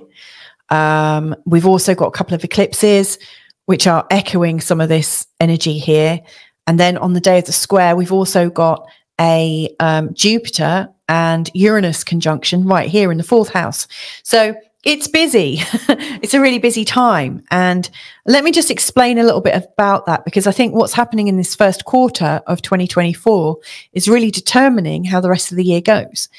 So in terms of the Chiron and North Node conjunction here, it's really showing hurts or wounds about your connectedness and your belongingness within the community. Do you feel like you're known and understood? Do you feel like you belong? Do you feel like you understand the norms of where you are? Do you feel like do you live somewhere where you feel like you don't belong to the norms or the culture? Do you feel like by being yourself, you're out of kilter, out of alignment with everyone else? Because that's quite a big wound, and it's quite a subtle one as well, because it's not like, you know, you've got an incurable illness or something that is understood. You know, people say, oh, they've got this, we understand. But like, if you've got a different way of seeing the world and transacting in the world, and yet you're living in a community where you're expected to be a certain way, that can be a real wound. So yeah, anywhere where you're feeling disconnected from your countrymen and your community is likely to bring up a sense of inadequacy or a sense of loneliness. And so my advice to you around this time, around this next month, is to find other ways to connect. You know, you don't have to just connect through values or through lifestyle. You really don't have to go and eat at the right places at the right time. There are other I'm trying to think how there's another astrologer that I've worked with, Kimberly Crow, and she says, fly your freak flag. It's something she says quite a bit, and bless her, she's a gorgeous person. And Kimberly says, you know, you want to fly your freak flag, you know, be yourself and find the other people that are being themselves. You know, there are different ways of finding your own norm. And you might find actually that you could set up your own little club or your own place to be yourself that other people join. You might even realize that through making your own needs more, I don't know, by working with what you need and communicating your needs, that you actually find that actually people aren't strangers to you. They're not strangers to your energy, but it's almost like the feeling that you have to keep it secret that keeps you separated. So yeah, I would really consider how you can reconnect to people. I mean, obviously my off the top ideas off the top of my head aren't, you know, an extensive, thorough list. And I don't understand your actual, like, real life situation. And why would I? I'm a stranger, like, recording. But there will be a way for you to be yourself and to be felt and understood and connected. And I know you can do it. That's your challenge in this next month. And beyond that, you know, when the eclipses come up, that's really going to be highlighting that area of your chart. Knowledge and also expansion, like you wanting to expand beyond your narrative, beyond your town, beyond your community. You want to maybe bring outside knowledge in. How do you do that? Well, it's a lot to think about. So anyway, when the sun goes into a square with Pluto, it's in your fourth house of home. So it feels like the tension, it's not just in your community either. Now it's at the point of your home. It's like, how can you be out of kilter with your house? It's like being yourself, like going through this deep change, this deep palpable change, this moment of oblivion to being born, like this rebirth that you're putting yourself through, is not necessarily understood by your home or by your family. So how can you feel like the communication can happen? So there's some big themes. And, you know, these, like, this synodic journey is happening over your 4 angles. So it's not going to ever be a peaceful journey necessarily, but it's a dynamic journey, and it's one that's going to bring up a lot of learning and a feeling of fulfillment eventually. The great news is straight after, we've got like Jupiter going into the 5th. We've also got the Sun in a trine with Pluto. And so you're able to find connection points through your creativity, your creative outlet, your creative way of seeing the world, your creative way of expanding the world. Is really appreciated and really felt. And so like through being, you can be yourself more through your creative pursuits and how you find joy. Like creation and joy, I think are very similar. And then the next crisis point, I guess, or the next point on the journey is the opposition, where being yourself and also shining your light with the people in your life, it feels like so different. Like the experience of shining your light and radiating with your friends just feels like the polar opposite of who you really are right now. Almost like you don't want to show up in the way your friends are expecting you to. And you may well find that your friends all seem all shiny and bubbly and happy and cha-la-la, here I am, I'm in my joy. And you're like, I'm in the middle of my flipping Pluto transition. Get off my case. I don't want to shine and be bubbly right now. So it's that integration. How can you find that midpoint? How can you find that space in the middle? You want to be here, really, not there, not here, and not down here in the home, and not here up in the career. You want to be right in the middle. And from this middle place, I think that transition from the Capricorn Pluto to the Aquarian Pluto becomes more of a blessing. Now, I want to remind you, what was it like last March in 2023? Around the 21st of March, I think, around that time, Pluto went into the sign of Aquarius for the first time. So this is the second time it's happening. So, you know, what was life like? How did you transform? How was your persona transforming? Because there will be echoes of that coming up in this shift.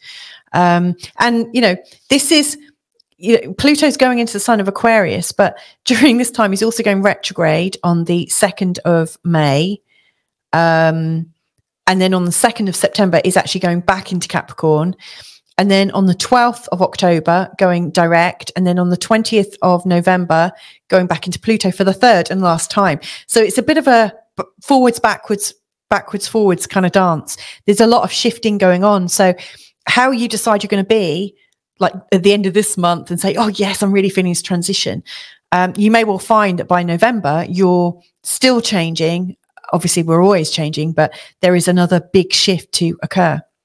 But it's always this dance between you and others, like, you know, and others are really showing you a side of you that you're maybe not admitting in yourself.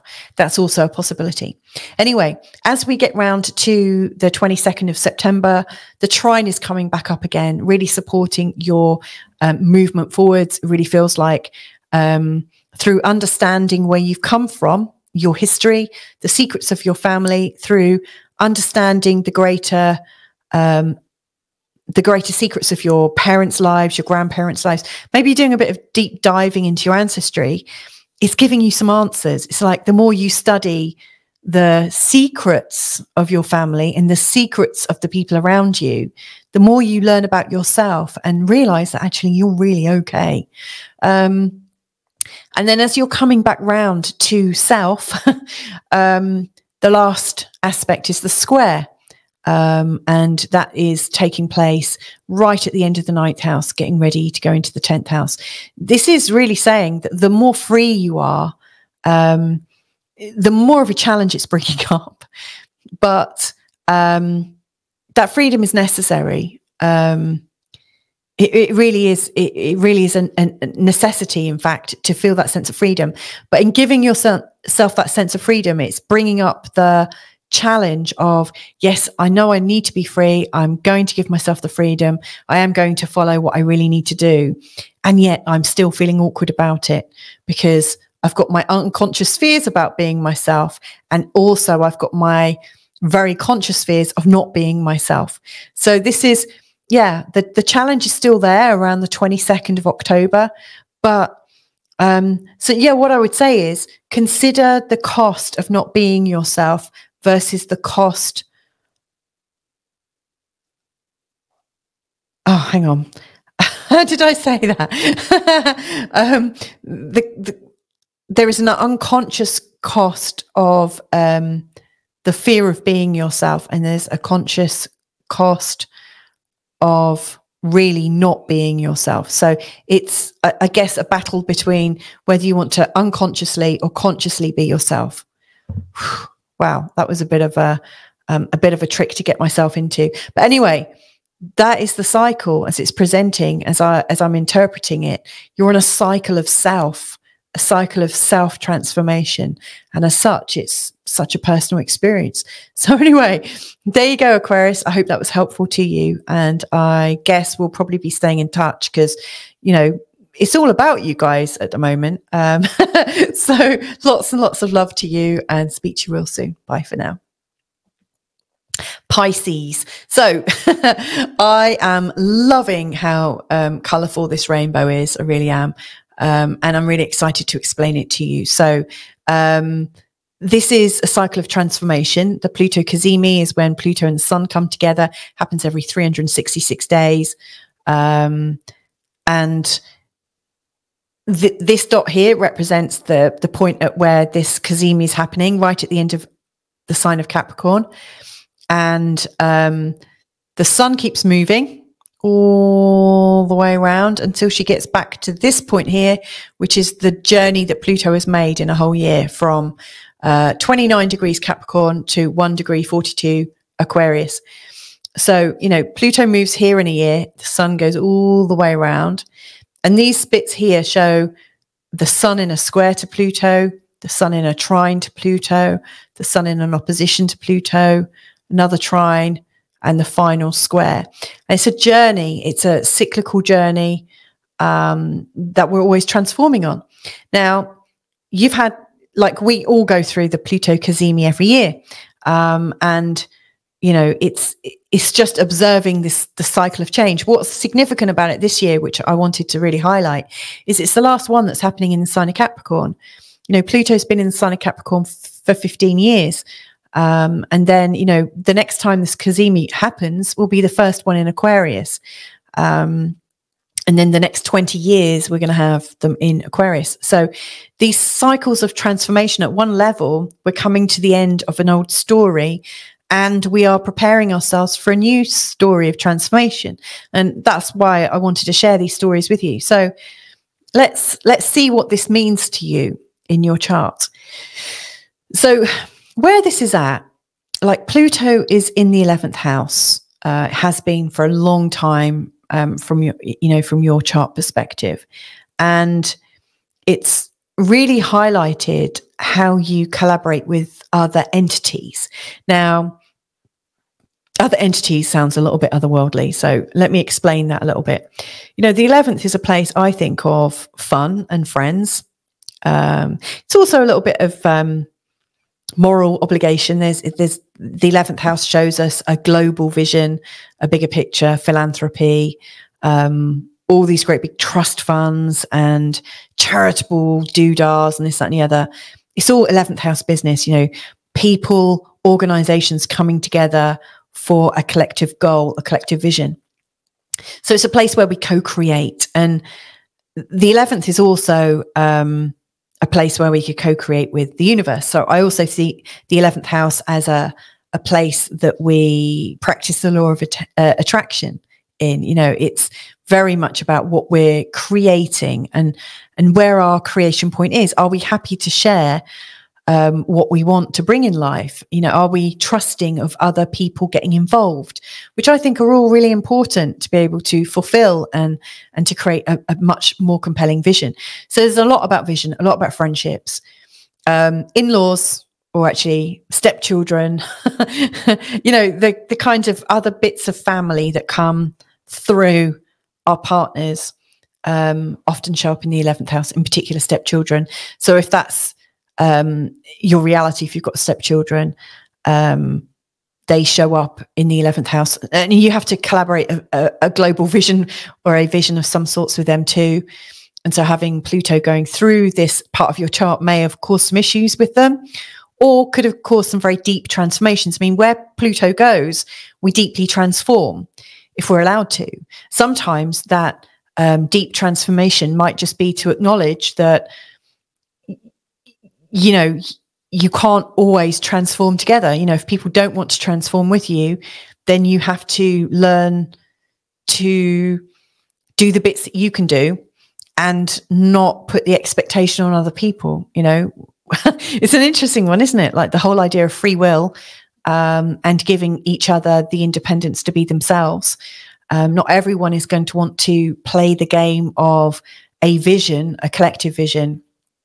And so there's a certain amount of pain that comes with that, I think. So anyway, Pluto's been going through this part of your chart.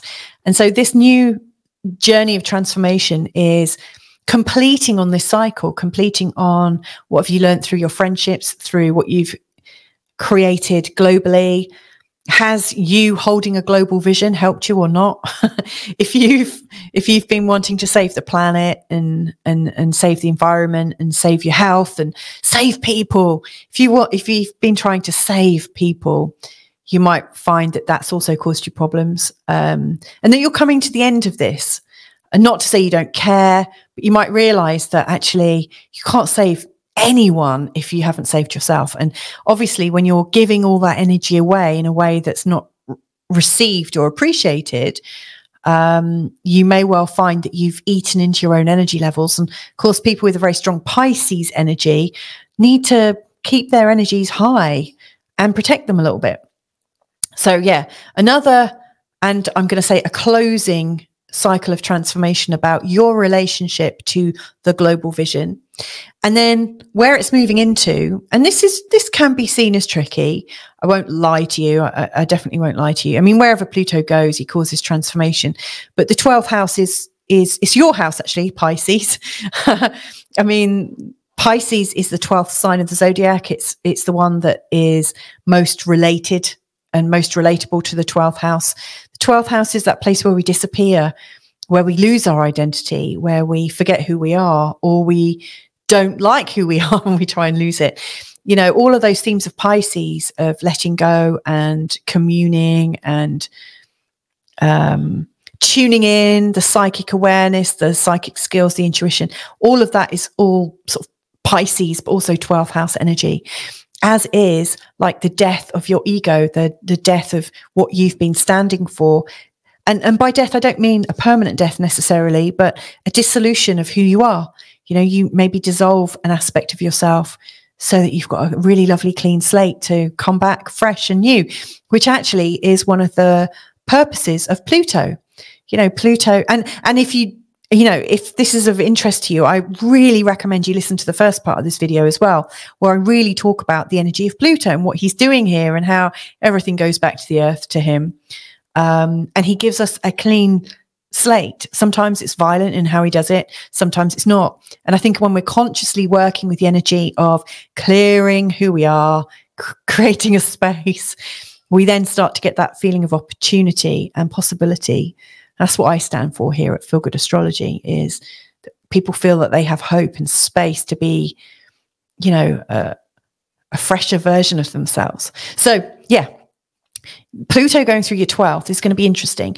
And I advised people who were watching the Aquarius one before that it might be worth listening into my Pluto Through the Houses series, and also the Pluto and Aquarius series, because I think this is going to be helpful to you.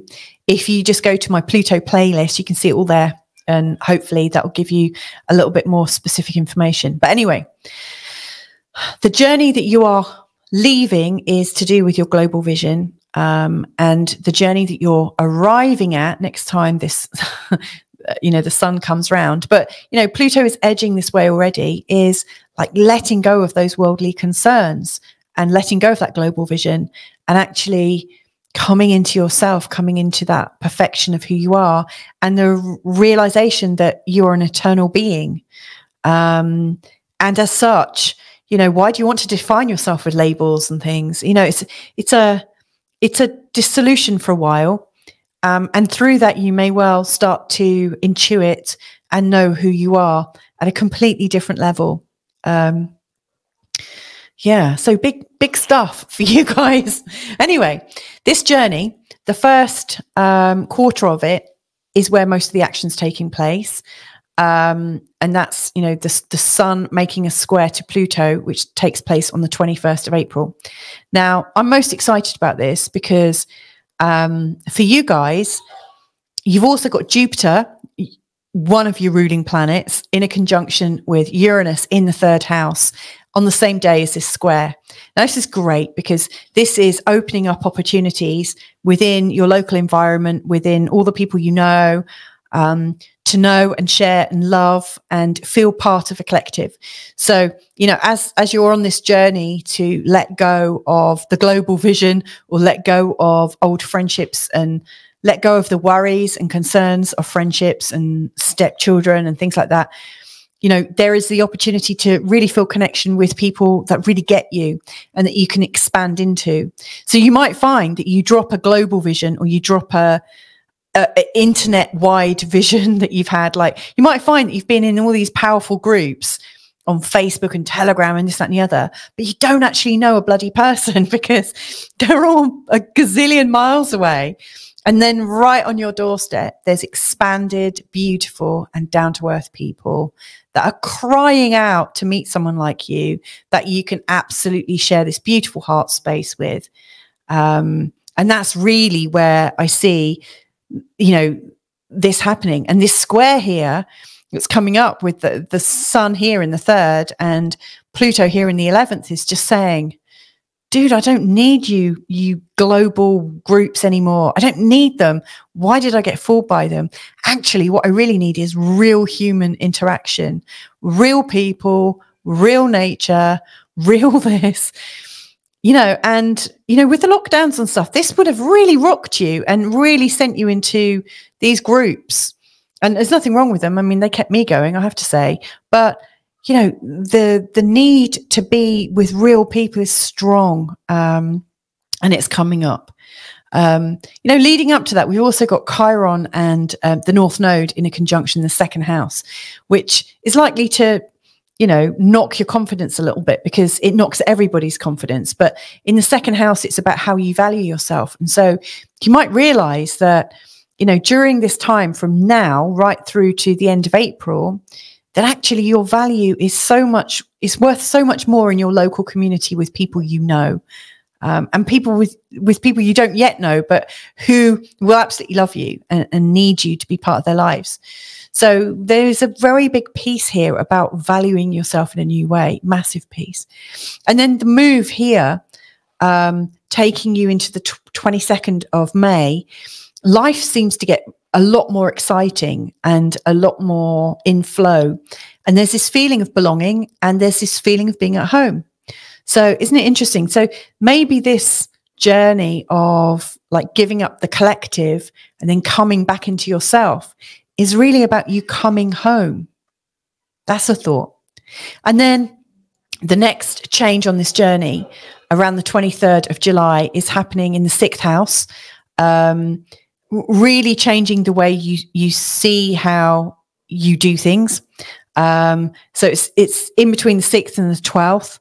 At this point, Pluto is just in the 12th, sort of giving you a taste of what it's like to feel ultra sensitive, ultra psychic, slightly fearful. It sometimes brings our fears up a little bit, but it's really connecting you in and really getting you to discern the truth. Now, you might not understand that that's what's happening, but there's this almost like deeper pull, almost like a magnetic pull. When somebody says something, it's like there is a voice. Now, I don't know if it's in your head, your heart, your gut, whatever, but there is something that's like communicating to you and you know it's not true or it is true.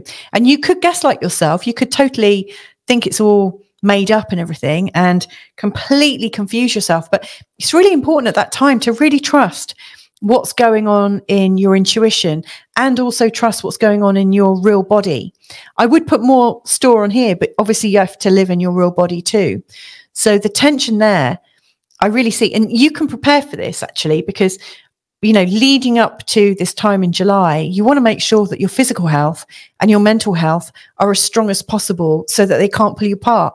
In fact, the more healthy you are in your body, the more healthy you are in your mind, and the more healthy you are in your mind and your psychology, the better you'll feel in your body. And so if you work on one, it naturally brings you to the other, which is great. I don't know if the other polarities do that, but that one definitely does. So leading up to the, you know, July all the way through June, July, you want to be really helping yourself and take the path which is easier. If for you it's easier to get peaceful, work on your mind. If for you it's easier to work on the body, work on that. And if you can do both, that's great. Anyway, as your journey to self and coming back into like being at home with yourself, around the end of September, you've got a lovely trine again, and it's from people. So both of your trines and connections, well, one's from like home, but you had this lovely sort of opening from Jupiter and Uranus here to do with people. And then this trine is from your friends and people in your life, really kind of pulling you back, helping you find out who you are. And then the square in October is in the 8th house. So again, people and their expectations. Now, this one might be a little bit slightly harder to deal with, because 8th house squares are a little bit more challenging, because the 8th house is so judgmental at times, and it often involves family secrets, family shame, blame, guilt, anger, and all these kind of slightly hidden expectations that we all feel the weight of, but often can't articulate. So just, again, watch yourself at that time. But again, it's people. So 3rd house, your community; 4th house, your home and family; 7th house, your partners and friends; 8th house, the expectations of your partners and friends. So it's interesting that a lot of these big shifts that you're doing on your journey back into self and back into the real self, like the spiritual self of you, it's all to do with the reflections between you and the other people that you're related to. So yeah, as I'm looking at this, I just think, wow, you're a blessing. You know, what a sensitive soul you are, and what a gift, and also how difficult it must be to, you know, live in a world and at a time when you learn most about yourself through your relationships with not self. Fascinating time. Anyway, I hope that's helpful for you, Pisces. I really do. So anyway, that is I'm really exhausted now. That has really brought me to the end of this series of forecasts. Like I say, you know, this is a forecast taking you on the journey of the whole year. It's not just about what to do tomorrow on the 20th of January, but more it's a guide on, you know, the real transformation cycle that you're on right now, and the cycle that's going to be coming up next time round, and that will be taking you on for the next 20 years as Pluto transitions into the sign of Aquarius. Like I said at the start, if Pluto is an issue for you, you might find my Pluto playlist to be helpful. So for instance, if you click on the Pluto playlist, you'll see I've got Pluto through the 1st, 2nd, 3rd, all the way through the houses. And it describes where it is natally in your birth chart, and also where it's transiting, to give you a forecast and an understanding of what might come up. You might also find my Pluto and Aquarius video that I recorded last year useful. I've called it Death of the Individual, wondering if maybe that's put people off from watching it. But I talk a lot about Pluto, and the last time it was in Aquarius, some of those big themes and all those industrial revolutions and the French Revolution. Oh, there's so many things that are coming back around again in this second go, or this most recent go of Pluto in Aquarius. Flipping heck, some real, like vaccines as well. The first vaccine was released during the Pluto in Aquarius time. The last one, not the last one last year, but you know, like over 250 years ago. And it was interesting as the, you know, just as this other Pluto and Aquarius is coming in, we've got this new class of vaccines. So there's all these different like repeating stories. And that's what I really love to explore. And I really, really thank you for watching, however long you've watched, you know, if you've enjoyed this, brilliant. Please do join me in different ways. In this year ahead, I'm hoping to develop a Patreon page. And I am going to be releasing things a bit earlier as well for people that might want to sponsor me or help me along. You know, please do leave comments. Feel free to share. I try to respond to everyone that comments. I think today I've probably done that. And if I haven't, I'm really sorry. You know, let me know and I'll get on it. If I can be of any help to you in the future, please just drop me a line. It's louisatannermunson@gmail.com. You'll find my details below. My website's in development at the moment. I've actually broken it. I've taken 6 weeks off to refresh and unwind. And I've been a bit of a pickle and I've destroyed it. But hopefully it'll be up again soon. But if you do want to buy a reading from me, then just get in touch via email for now. But anyway, lots and lots of love to you wherever you are in the world. Totally appreciate you. Much love. Mwah. See you next time.